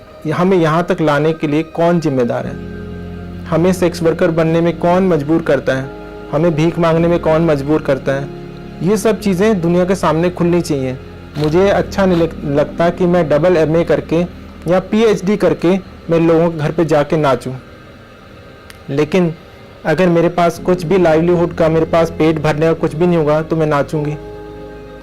मैं PhD डिग्री लेके तो पेट नहीं भरेगा मेरा, मेरे को भरने के लिए फूड चाहिए, मेरे को खाना चाहिए, मेरे को छत चाहिए, मेरे को कपड़े चाहिए। अगर वो डिग्री मेरे को, वो PhD की डिग्री जॉब नहीं दे पा रही है तो इसमें किसका कसूर है, मेरा या समाज का? आप मेरे को जॉब देते हैं तो मैं अपने सेक्स या जेंडर से तो जॉब नहीं कर रही हूँ, मैं अपनी 2 आँखें, 2 हाथ हैं, अपना दिमाग चलाऊँगी, मे बी मैं आपसे बेटर कर पाऊँ। ये मेरा अपना व्यक्तिगत अनुभव है। दुनिया को रंगीन बनाने के लिए LGBT पीपल ना होता तो ये दुनिया रंगीन ना होती। आप इसकी रिसर्च करिए, सारी दुनिया में रेनेसांस से लेकर, चाहे वो भारतीय जो पुनर्जागरण काल हो, रेनेसांस हो, चाहे वो यूरोप का हो, चाहे दुनिया कहीं भी, उसमें खोजिए कि LGBT कम्युनिटी कितना उसमें योगदान रहा है। चाहे फिलोसोफर हो, चाहे वो आर्टिस्ट हो, dance, music, painting, fashion industry, हर जगह वो साथ में रहे हैं, उन्होंने दुनिया को रंगीन बना दिया। Understanding knowledge, gathering that will better themselves to, like, you know, be more effective in the work they do. They kind of sort of became lazy or fell short or didn't want that. Dhananjay was the exact opposite. He would ask questions. He was curious about things. He wanted to, like, you know things. He wanted to know the the nuances of things. Why things are operating in the way they are and all of that. So he would ask questions, and I found that to be very interesting. Personally, I'm a fan of knowledge. I think knowledge liberates in a lot of ways, and therefore I always found that Dhananjay was constantly acquiring knowledge and applying it to make things better, make herself a better activist. जैसे मैं admission हुआ तो लोगों के अंदर एक बहस शुरू हो गया, डिस्कशन भी, कि ट्रांसजेंडर पढ़ सकते हैं यार। जब से आया है तब से देख रहे हैं, कोई फंक्शन करा रहा है, कोई डीजे चला रहा है, कोई पेड़ लगा रहा है, कोई चिड़िया के लिए कटोरा रख रहा है पेड़ के नीचे, उसको पानी डाल रहा है। उससे आने से पहले नहीं आया था, उससे पहले आज तक हम देखें कभी नहीं देखे, कभी पेड़ लगाते हुए, कभी चिड़िया का कटोरी रखे हुए, आज तक कोई नहीं देखे, कभी कुछ कर रहा है, कभी कुछ कर रहा है, आज तक हम नहीं देखा, ये पहला बार देखें। ऐसे हम लोग सोचते नहीं, वो आया तो जरूर यहाँ पढ़ लिख रहा है तो जरूर उसका कोई संगठन एक दूसरा होगा, वो अच्छे माहौल बनाएगा, अच्छा शिक्षा देगा सारे को, एक आगे दिन चल के वो अच्छा यहाँ बनेगा और लोगों के लिए भी अच्छा बना के रखेगा।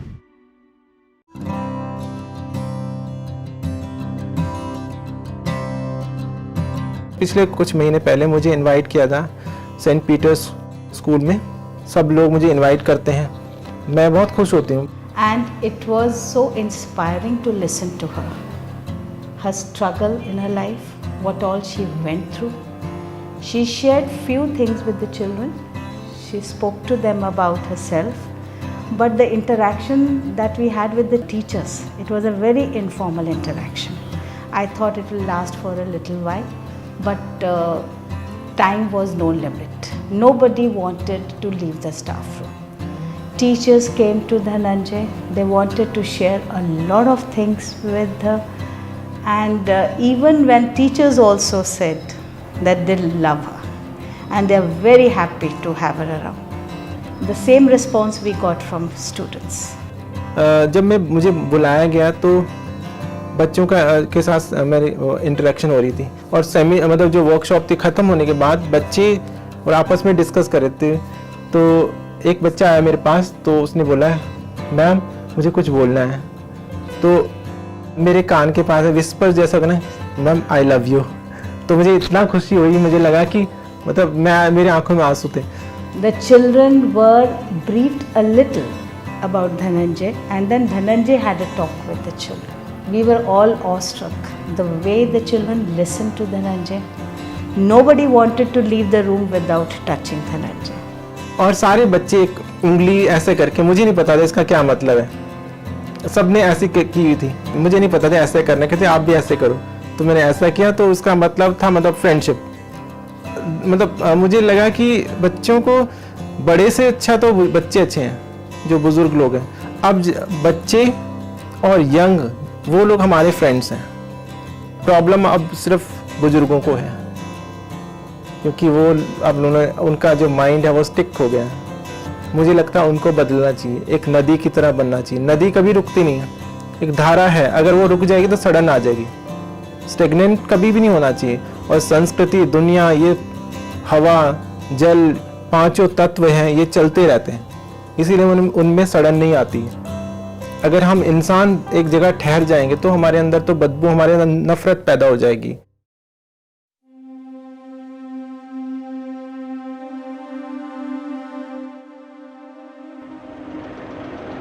ये होता है ना समाज में, जब जिस टाइम की मैं बात कर रही हूँ तो उस टाइम तो किसी को भी नहीं पता होता था कि मतलब इसको हैंडल कैसा किया जाए। गवर्नमेंट कॉलेज में 2 बच्चे पढ़ रहे हैं, उनके खुद टीचर बोलते हैं कि तुम सीधे हो जाओ, तुम ठीक ठाक हो जाओ, तो तुम्हें छेड़ेंगे नहीं लोग। भाई अब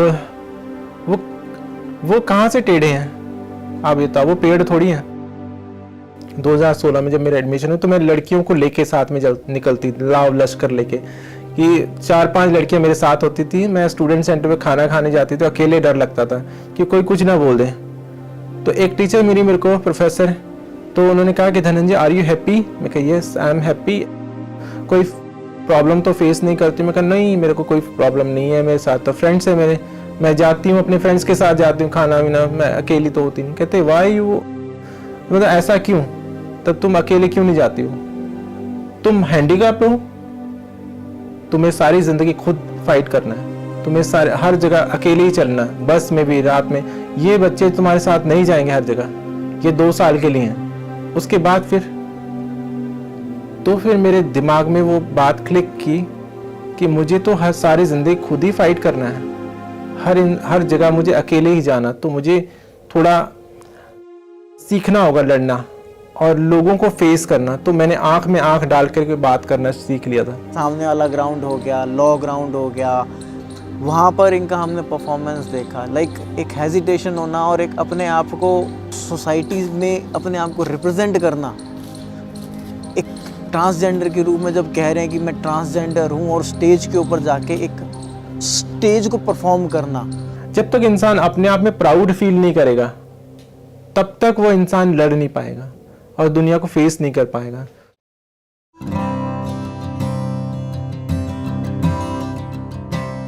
मैं स्पेशली मैं अपना दिल से जो मैं अपने कोर आर्ट से मैं अपना थैंक्स बोलना चाहती हूँ पंजाब यूनिवर्सिटी को, ताकि उन्होंने हमें सराहा ट्रांसजेंडर बच्चों के लिए पढ़ने के लिए एक मौका दिया उन्होंने। जो धनंजय मंगलमुखी है वो पहले फर्स्ट स्टूडेंट है जो पंजाब यूनिवर्सिटी के ट्रांसजेंडर स्टूडेंट है। उन्होंने पहले बताया गुरु में एक्चुअली मेरा 47 में बोली देखो बेबी, पढ़ाई के लिए कोई उम्र का कोई सीमा नहीं होता है ना, पढ़ाओ आगे बढ़ो, मैं तुम्हारे साथ हूँ। तो मैं उनके पेरेंट्स की जगह में उन्होंने ट्रांसजेंडर के लिए जैसे कोई ना कोई पेरेंट्स होना ज़रूरी है ना, तो मैं सपोर्ट की कि मैं अपना एडमिशन दिलाऊंगी। चलो तो एडमिशन इसमें भी काजल मंगलमुखी के नाम से तो मेरा डिसाइपल है, बल्कि मैं उसको मैं अपना वो एडमिशन दिलाएं। तो उसके बाद जैसे उन्होंने जो शुरू किए काम जैसी, तो एक आइडल बन गए ट्रांसजेंडर बच्चों के लिए, आइडल।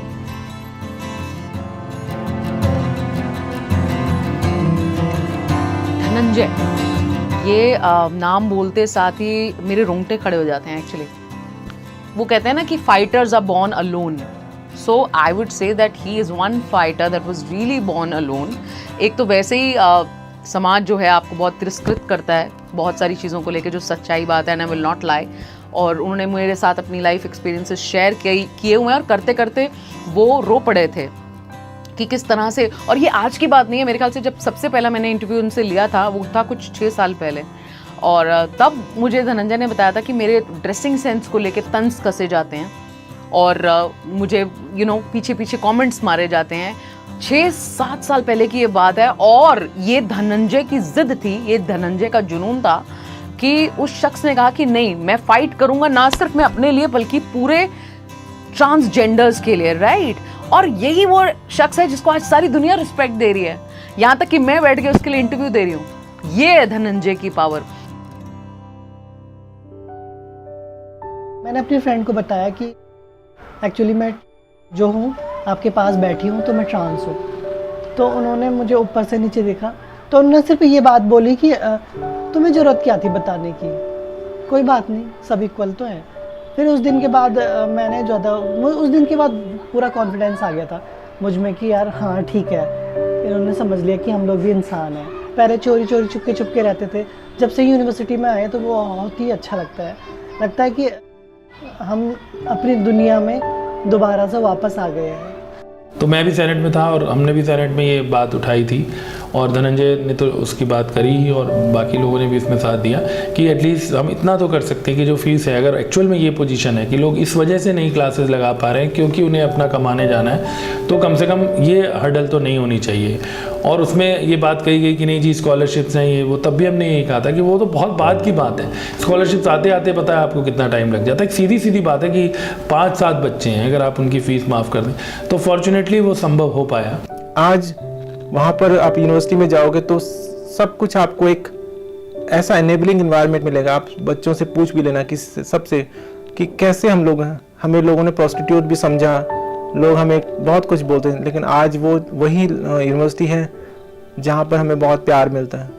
मेरे को यहाँ पे दूसरा साल है मेरा पंजाब यूनिवर्सिटी में। जब मैं शुरू में आई थी तब मैं हिडन में थी, बहुत ज़्यादा डरपोक सी, एकदम छुपी सी, किसी से कोई बात नहीं करना, बस डिपार्टमेंट के अंदर तक ही मेरे को सबको पता था कि ट्रांस है। इंटरव्यू हुआ मेरा एंट्रेंस के बाद, तो टीचर्स ने पूछा कि आप ट्रांस हो, मैंने बोला यस आई एम ट्रांस। तो वहाँ पर जितने भी लोग बैठे हुए थे वो सब खड़े होकर क्लैपिंग करने लगे। उन्होंने बोला वेलकम, मेरे को बहुत अच्छा लगा कि उन लोगों ने मेरे इस तरीके से वेलकम किया।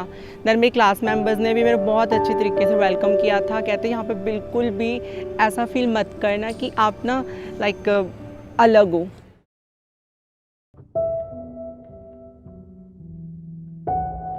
जब साक्षात्कार होगा मेरी मौत के साथ तो मुझे दुख नहीं होगा कि मैं इस दुनिया से जा रही हूँ और मैंने कुछ नहीं किया। दुनिया के लोग आते हैं, खाते पीते बच्चे पैदा करते हैं और चले जाते हैं, लेकिन मुझे दुख नहीं होगा कि मैंने इस दुनिया में आके सिर्फ अपनी आइडेंटिटी के लिए लड़ा। नहीं, मैं अपनी आइडेंटिटी की तो लड़ी हूँ, लेकिन मैंने दूसरों के लिए भी दरवाजे खोल दिए हैं। 80% हमारे साथ हैं, 20% हमेशा हर जगह रहते हैं। वो फीमेल के साथ हो, वो मेल के साथ हो, किसी के साथ भी डिस्क्रिमिनेशन हर जगह रहता है, वो उसकी हमें परवाह भी नहीं है, लेकिन मेजॉरिटी हमारे साथ है। मैं पिछले साल हॉलैंड गई थी, फ्रांस, जर्मनी, तो वहाँ पर इसलिए कि मैंने जो यहाँ पर एक क्रांति लाई है तो वो लोग सुनना चाहते हैं। अभी ऑस्ट्रेलिया के लिए चल रहा है मेरा, कनाडा के लिए। अब जो प्राइड हो रही थी 2013 से, आज वो प्राइड इतने अच्छे स्तर पे मनाई जा रही है। पूरा वीक मनाया था। पिछले साल जो हमने प्राइड की थी तो पूरा हफ्ता था, 7 दिन का, और आज और पूरा स्टूडेंट्स ने हमने रेनबो कलर में रंग दिया था। तो अभी भी स्टूडेंट्स ये पूछ रहे हैं तुम्हारा फेस्टिवल कब होगा। इतना कहते हैं हमने आज तक जितनी पंजाब में की हिस्ट्री है ना, इसमें 7 दिन का फेस्टिवल कभी नहीं रहा। एंड रेनबो कलर में ये बेरांस जो बिल्डिंग है ना, जो सीमेंट वाला कलर है, इसमें कलर आ गए हैं। तो मतलब हमेशा पूछते हैं वो गिद्दा कब करोगे ट्रांसजेंडर वाला। ऐसे तो लड़कियां भी नहीं गिद्दा कर सकती जितना मूवमेंट आप ट्रांस कर सकते हैं।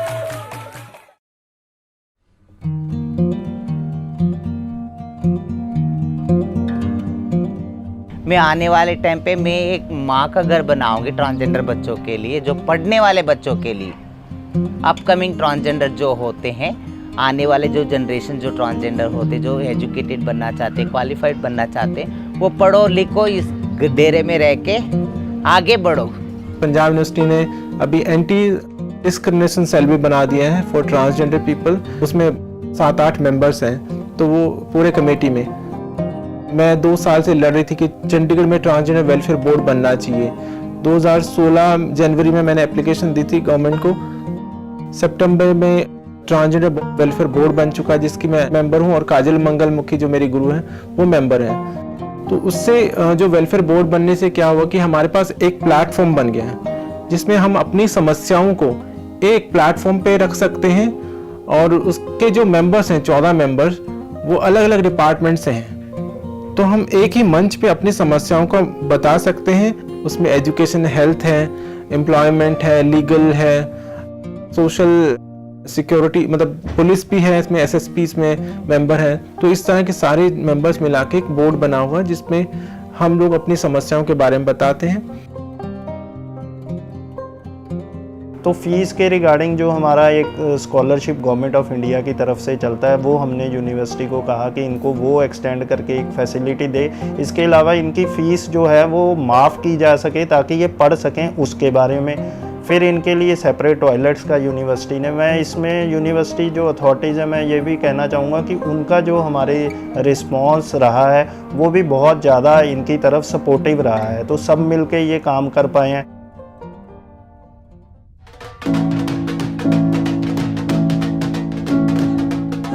चंडीगढ़ में जो जितने भी ट्रांसजेंडर हैं उनको मिस्टर या मिसेस कह के ना बुलाया जाए। तो हमने प्रपोज किया था MX जो है उसका प्रीफिक्स वो यूज़ किया जाए, मिस्टर मिसेस की जगह MX यूज़ किया जाए। तो ये चंडीगढ़ जो है वो पहला सिटी है पूरे भारत में जहाँ पर इसको लागू किया गया है। दूसरा, यहाँ पर जितने फेस्टिवल होंगे चंडीगढ़ गवर्नमेंट की तरफ, या रोज़ फेस्टिवल हो या चंडीगढ़ कार्निवल हो, किसी भी तरह का फेस्टिवल हो, उसमें ट्रांसजेंडर को पूरा मौका दिया जाएगा, उनको स्टॉल देते हैं।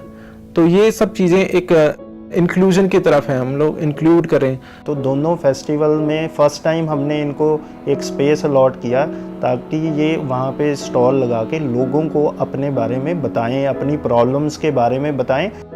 जो सोशल एक्सक्लूजन है इनका वो दूर हो और सोशल इंक्लूजन हो।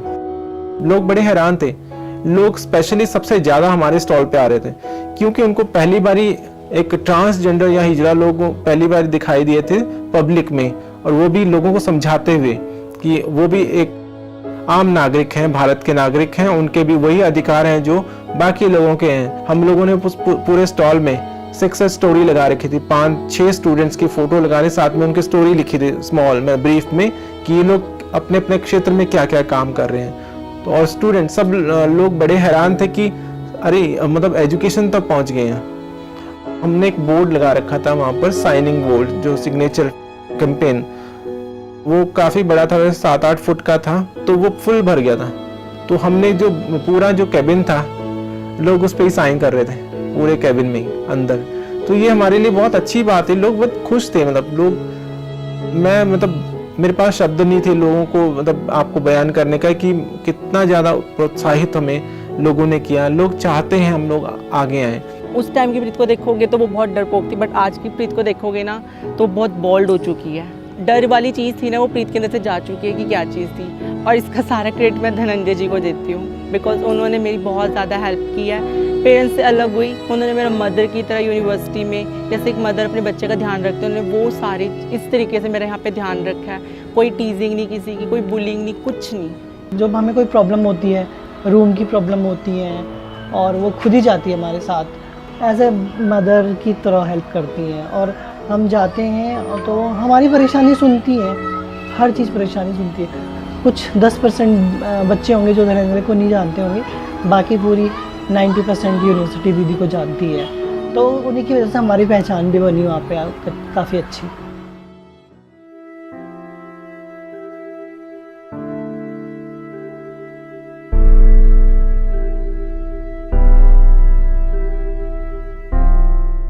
अ, 2014 की जब सुप्रीम कोर्ट की जजमेंट आई, ये बदलाव उसके बाद आने शुरू हुए, जिसमें ये निर्णय लिया गया कि एक इंसान को इंसान होने का अधिकार दिया गया।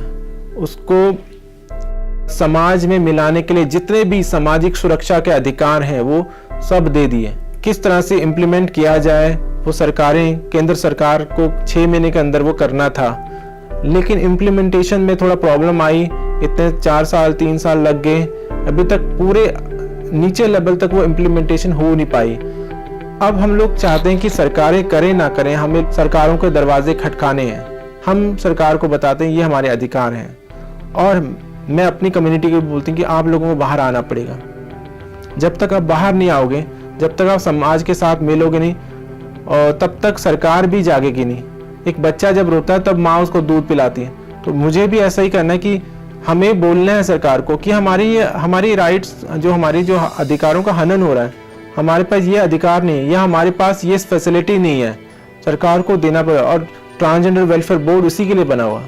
इनका अभी एक हम पुलिस के साथ सेंसिटाइजेशन प्रोग्राम करना चाहते हैं, क्योंकि पुलिस जो है उनको भी इतनी अवेयरनेस नहीं है कि जो इनके साथ क्राइम हो रहे हैं उनको कैसे डील किया जाए।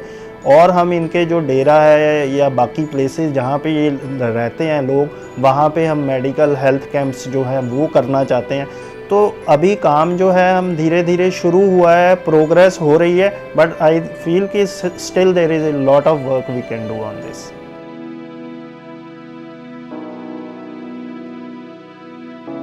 पूरे इंडिया में बच्चों को मोटिवेट कर रही हूँ, ट्रांसजेंडर बच्चों को, वो जिनकी पढ़ाई छूट गई है किसी न किसी कारण से, उनको मोटिवेट कर रही हूँ। वो चंडीगढ़ आएगा, उन अपने शहर में उनको उस तरह का वातावरण या इनेबलिंग एनवायरनमेंट नहीं मिल रहा है, या यूनिवर्सिटी उनके लिए स्कूल नहीं कर पा रहा, तो चंडीगढ़ आ जाओ।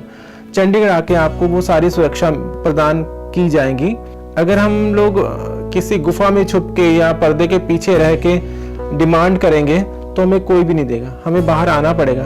और जब तक हम बाहर नहीं आएंगे, हमारे अधिकारों को दिलाने के लिए आप भी सहयोग नहीं करेंगे। मुझे लगता है कि समाज में जागृति आ रही है, और समाज कोशिश कर रहे हैं, जो कुछ लोग हैं जो बहुत ज़्यादा इसके लिए काम कर रहे हैं। उसमें मीडिया सबसे ज़्यादा का जो रोल रहा है। फीस की प्रॉब्लम है तो उसमें मीडिया के लोगों ने पैसा इकट्ठा करके हमारी फीस पे करी थी। तो ये बहुत अच्छा मतलब पॉजिटिव था कि मीडिया ने बहुत, क्योंकि ये कोई गलत काम नहीं है, समाज को एक सोशल रिस्पॉन्सिबिलिटी भी होती है, उसको मीडिया ने अच्छे से समझा है कि ये रिस्पॉन्सिबिलिटी है। I remember getting a call from Dhananjay saying that, I want to study, but I don't have money. And I don't know what to do. I don't know where to get money from. Where do I get money from? तो उन्होंने बताया कि education में था, system में भी जिस तरह की जो स्टूडेंट्स हैं, टॉयलेट का इस्तेमाल है, वो सब चीज़ें उन्होंने अपनी दिक्कतें बताई। तो it was very first story of mine. तो उसमें मैंने बताया था कि जो ट्रांसजेंडर स्टूडेंट पंजाब यूनिवर्सिटी में पढ़ रहा है, और बिल्कुल पहला ट्रांसजेंडर स्टूडेंट, उसको क्या क्या दिक्कतें आ रही हैं। थोड़े जो उनके फ्रेंड्स थे वो थोड़े अवेयर हुए। तो इस दौरान मेरा धनंजय से मतलब बातचीत बीच में होती रहती थी कि क्या क्या दिक्कतें हैं, क्या क्या समस्याएं हैं। अक्सर धनंजय को लेकर मीडिया बहुत कॉन्शियस रहता है, क्योंकि फर्स्ट ट्रांसजेंडर स्टूडेंट रहा है पंजाब यूनिवर्सिटी का। तो यहाँ पहला जो फील था वो ये था कि ये क्या है, पर धीरे धीरे करते हुए इनके लेवल तक हम पहुँच पाए हैं। ये हमारे लेवल तक नहीं पहुँचे, हम इनके लेवल तक पहुँचे। Journalists usually mention Dhananjay somewhere. I mean, in the same article, they sometimes use he and sometimes they use she for quoting Dhananjay, obviously. And I think they need to incorporate that Dhananjay identifies herself as a female gender. So they need to write she for her. I think they need to do it. Dhananjay ने जो transgender community है उसके लिए काफ़ी कुछ किया है। अगर मेरे हिसाब से अगर ये नहीं होते तो लोग इतना इनको नहीं जानते, और जो ट्रांसजेंडर कम्युनिटी है उसके बारे में इतना लोग नहीं अवेयर होते। These are not very average people. Average people will get filtered out much earlier. Because university is not making any concession in the merit when it is admitting them. They are of the same intellect, okay, and they have to pass the same exam. And since there has been a harder struggle for such people to reach this level, their IQ is far greater. I've met a lot of people, right? But Dhananjay was the first person who ever made me feel like, who made me, an only child, feel like I have an older sister. Like there's knowledge and experience there. So, you know, I mean, like, given the considerable experience, let's say a lot of members of the transgender community in India have, if you empower that with knowledge, now you tell me that's a bad idea, because I will not be convinced, right? Because they have so much to offer. They have so much learning in them by virtue of their experience. If you combine that with knowledge, there's no telling that, you know, what all they can accomplish.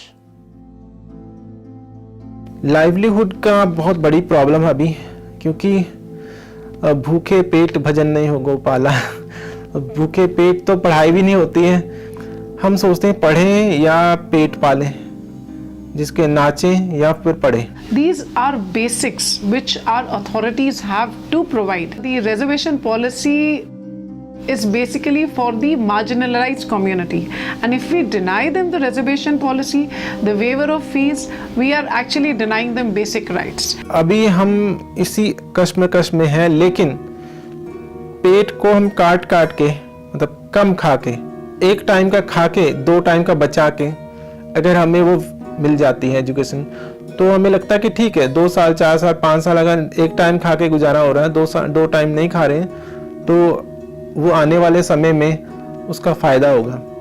तो livelihood के लिए हमारे पास अब जो परंपरागत, जो पुरानी जो ट्रेडिशन चला रहा था, सबसे पहले तो घर से बच्चे को निकाला जाता या भाग के कहीं भी कुछ भी होता है, तो सबसे पहले बस स्टैंड या रेलवे ट्रैक पे या वो रेलवे स्टेशन पे आते, तो वहाँ पर जो बस में मांगना, रेल में मांगना, ये भी है। प्रोस्टिट्यूशन में रहते हैं, अगर कुछ नहीं मिलता तो प्रोस्टिट्यूशन में जब पेट पालना है। तो तीसरा जो सबसे हाईली जिसको बोल रहा है, अच्छा जिसको माना जाता है, वो है बधाई का।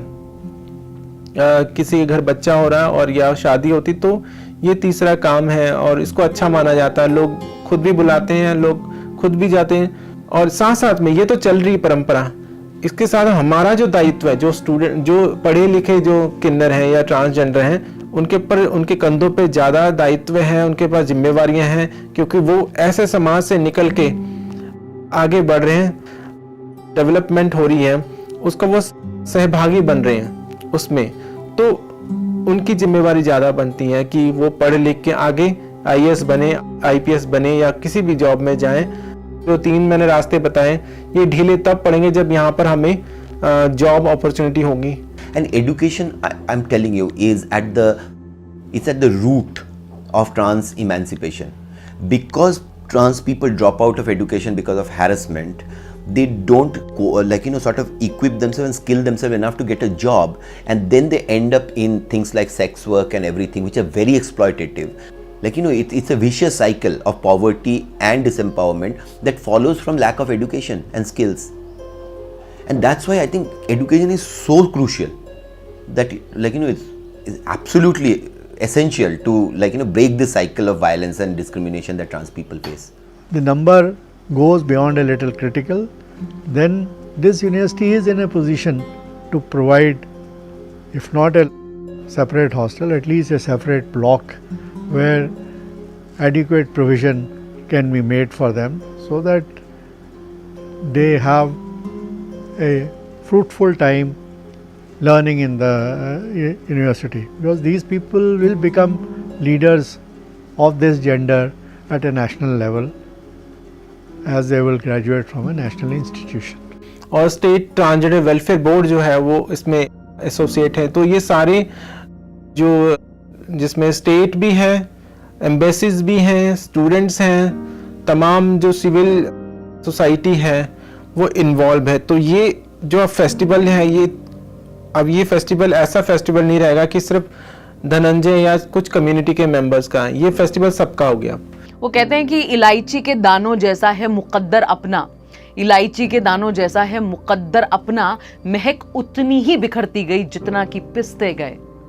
तो ये जितना पिसता जाता है शख्स, उतना ज्यादा इसकी महक बिखरती जा रही है। एक अकेले शख्स ने पूरा रेवोल्यूशन ला दिया, whether it was getting admission into the PO or whether if we talk about the first washroom specially for transgenders, he has fought it all alone and fought it for the community जो आज वाह वाह कर रही है उसकी। I guess it began first of all with Pride 2017, and we provided funding for theatre production, and then I took part in a panel discussion at Punjab University here in Chandigarh, and then participated in the Pride Walk in Pride 2017. I think it's getting better and better. So more and more people are getting involved, and more people will see the value in events such as this in terms of striving for equality and just making sure that we all have the same rights and we all are loved and we all have a chance to love. But then I think because of how well that went and how happy we were with the results, we continued the conversation looking about how we could move forward and expand that. मैं सोचती हूँ कि एक जो transgender पढ़ लिख के इतने आगे बढ़ जाए, और मेरा एक ड्रीम है कि कोई ना कोई ट्रांसजेंडर एक ऐसा है जो डीसी बन के आया यहाँ पर। और साथ में मैं गवर्नमेंट को ये सुजेस्ट कर रही हूँ कि अब 26 जनवरी में रिपब्लिक डे पे इतनी झांकियाँ होती हैं, तो उसमें किन्नर क्यों नहीं जाते? पूरा किन्नरों की एक परंपरा है, झांकी के साथ मिलके और 50 लोग राष्ट्रपति को सल्यूट करें कि हम आपके नागरिक, हम भी तो आपके प्रजा हैं। तो ये मेरा सपना है कि हम लोग करीबन 100-150 लोग एक फौज की तरह, आर्मी की तरह रहें कि हम सजग हैं, हम भी आपके नागरिक हैं, हम भारत को आगे बढ़ाने के लिए आपके साथ कंधा से कंधा मिला के चलने को तैयार हैं। When we see transgenders, we only think like like the villains in a Bollywood film, or maybe like a comic character, or like as if being a transgender person is like something to be made fun of. Here, Dhananjay stood up for transgenders who would, let's say, obviously not adhere to those stereotypes, right? That there is so much more to this community that people really know about, that there are transgenders who wish to sort of do their duty, like perform their calling for the country, or like their own calling as a vocation, that they have skills, they have talents. मेरी ज़िंदगी का जो M है तो वो तो इन बच्चों के लिए मैंने सोचा है कि ये लोग आगे बढ़ें। मैंने अपनी ज़िंदगी बलिदान कर दी, सेक्रीफाइस के लिए, चाहे वो पर्सनल मतलब सेल्फिश मानो, क्योंकि इंसान तो बहुत सेल्फिश है, वो दूसरों के सुख में भी अपना सुख देखता है। तो मैं चाहती हूँ ये बच्चे आगे बढ़ें, आगे बढ़ के देश का नाम रोशन करें। ये ज़िंदगी के फाइट है, ये सारी ज़िंदगी चलेगी, चाहे मर्द हो, औरत हो, एक ट्रांसजेंडर हो। कमज़ोर चीज़ के लिए कोई जगह नहीं इस प्रकृति में। जो चलना सीखता है वो जीत जाता है, जो मजबूत है वो जीतता है। और हम लोग मजबूत लोग हैं, हम लोगों ने इतना कुछ सहा है, हम तब के सोना बन गए, एक चमकदार सोना। हम चाहते हैं कि हाँ, वो चमक से सभी को प्रकाश मिले। हमारा जो आशीर्वाद, जो अगर मानते हैं लोग आशीर्वाद वाली, दुआ वाली, हम लोग चाहते हैं कि सभी को बराबर, हम लोग दुआ करते हैं कि सब आगे बढ़ें, प्रगति करें, सबकी संतानें, सब लोग सुखी रहें। सर्वे भवन्तु सुखिना, इस तमसो माँ ज्योतिर्गमय, लोग हम सब लोग अंधकार से प्रकाश की ओर जाएं। मुझे लगा कि जिस तरह की तकलीफ़ों के बीच से ये गुजर के आते हैं, संभवतः उसके कारण इनकी संवेदनशीलता जो है वो संभवतः हमसे कहीं ज़्यादा है। वो इंसानियत जो हम इंसानों के बीच में तलाश करते रहते हैं और जिसकी बात करते रहते हैं, ये इंसानियत जिसको हम ये सोचते हैं कि वो खो रही है, वो एक समुदाय है जिसने उसको सहेज के रखा हुआ है। मुझे ना अब जॉब मिलने वाली है, कुछ भी नहीं मिलना, मेरे को कोई भी ऐसा बेनिफिट मिलने वाला नहीं है, लेकिन मेरे अंदर एक जुनून है, मेरे अंदर एक ऐसी जुनून है कि जो मैंने सारी ज़िंदगी झेला है, जो सारा ज़िंदगी मैं उस आत्मा के लिए तड़फ रही हूँ जो मेरे अंदर है, उसको बाहर लाने के लिए, अपनी आइडेंटिटी के लिए। जब मैं अपनी ज़िंदगी छोड़ूंगी तो मैं चाहूँगी कि मेरा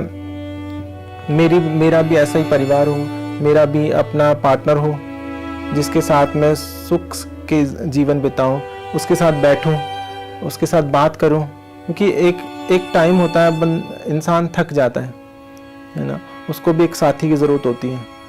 इसी की तलाश में मैं रहती हूँ कि जैसे वो गज़ल है ना, जो दिल की बात समझ ले फ़कत निगाहों से, जो दिल की बात समझ ले फ़कत निगाहों से, तमाम शहर में ऐसी कोई नज़र भी है, शबे फिराक की यारों कोई सहर भी है। लाखों करोड़ों तारों की भरी जो रात से अच्छा एक चंद्रमा की रात होती है। तो मेरे इतने साल बीत गए, 50 साल की उम्र होने वाली अब तो मैं चाहूँ कि मेरे 10 साल भी ऐसे हों जिसमें औरत बन के जीऊँ पूर्ण रूप में, जो मैं औरत हूँ। मेरे शरीर से कुछ फ़र्क नहीं पड़ता, लेकिन मैं तो अपने आप को पूर्ण मानती हूँ। लोगों को लगता है कि ये शायद आदमी है, ये है, मुझे लगता है मैं औरत हूँ। कि जब मरूंगी तो मुझे लगेगा मैं औरत बन के जा रही हूँ। मैं वो ज़िंदगी, झूठी ज़िंदगी जो मुझे समाज ने दी है, उसको मैं जी के नहीं जा रही हूँ। मैं अपनी ज़िंदगी जी के जा रही हूँ, जिसमें किसी समाज का कोई क्वेश्चन मार्क नहीं है। वो मेरी अपनी ज़िंदगी है और मैं उसी को जीना चाहूँगी लास्ट मोमेंट तक। अब हमें देखना है कि जो मेन स्ट्रीम सोसाइटी है वो किस तरह से हमें एक्सेप्ट करता है, और मुझे लगता है कि वहाँ भी हमें जीत होगी। She is able to confront all those situations. She will not bother about. She is fully confident how to fight with the society, and if some wrong element comes in life, she knows how to tackle that. I wish Dhananjay all the best for all her future academic and professional efforts. हमें लगता है कि और लोग जागरूक हो कर पाएँ, और इस तरह से एक बहुत बड़ी सेवा वो कर रहे हैं अपनी कम्युनिटी की। ये वो हैं जो अपने आप में बने हैं, और ये वही शो कर रहे हैं जो ये हैं। Members of the transgender community as well as the other LGBT community, they come out and they make themselves known for the people they are. तो मुझे लगता है कि ये भी एक हमारी तरह जीवन जी सकते हैं, और हमें सबसे पहले हमें ही इनका समर्थन करना चाहिए, और हमें इनके साथ मिलजुल के साथ खड़े रहना चाहिए। I wish we had more people like her. That's the only. She makes this world a beautiful place. It's the nature of the person, like, that drive that makes you do it is the same drive that is also going to open other doors for you. Community here, the L and the G part remains very hidden. It's very much led by the trans, and thank goodness that Dhananjay is there bringing the LGB part along with her. She has herself, by the way of her existence, by the way of being who she is, inspired so many people. It's just, I think it's great. ऐसे सदियों में लोग आते हैं और उनके नाम याद रह जाते हैं। तो धनंजय की महक, उसका नाम हमेशा याद रहेगा। एक रास्ता है जो कांटों भरा है, उसको कांटों को अपने आप ही साफ करते निकलना है, अपने आप ही रास्ता बनाना है, क्योंकि हमारे आगे कोई रास्ता किसी ने बना के नहीं दिया है। लेकिन जब हम रास्ता बना के जाएंगे तो उस रास्ते को साफ करते करते पीछे आने वाले जो समाज है, जो हमारे पीछे आ रहा है, हमारा अपना समाज या हमारे जैसे लोग, उनके लिए वो रास्ता साफ मिलेगा।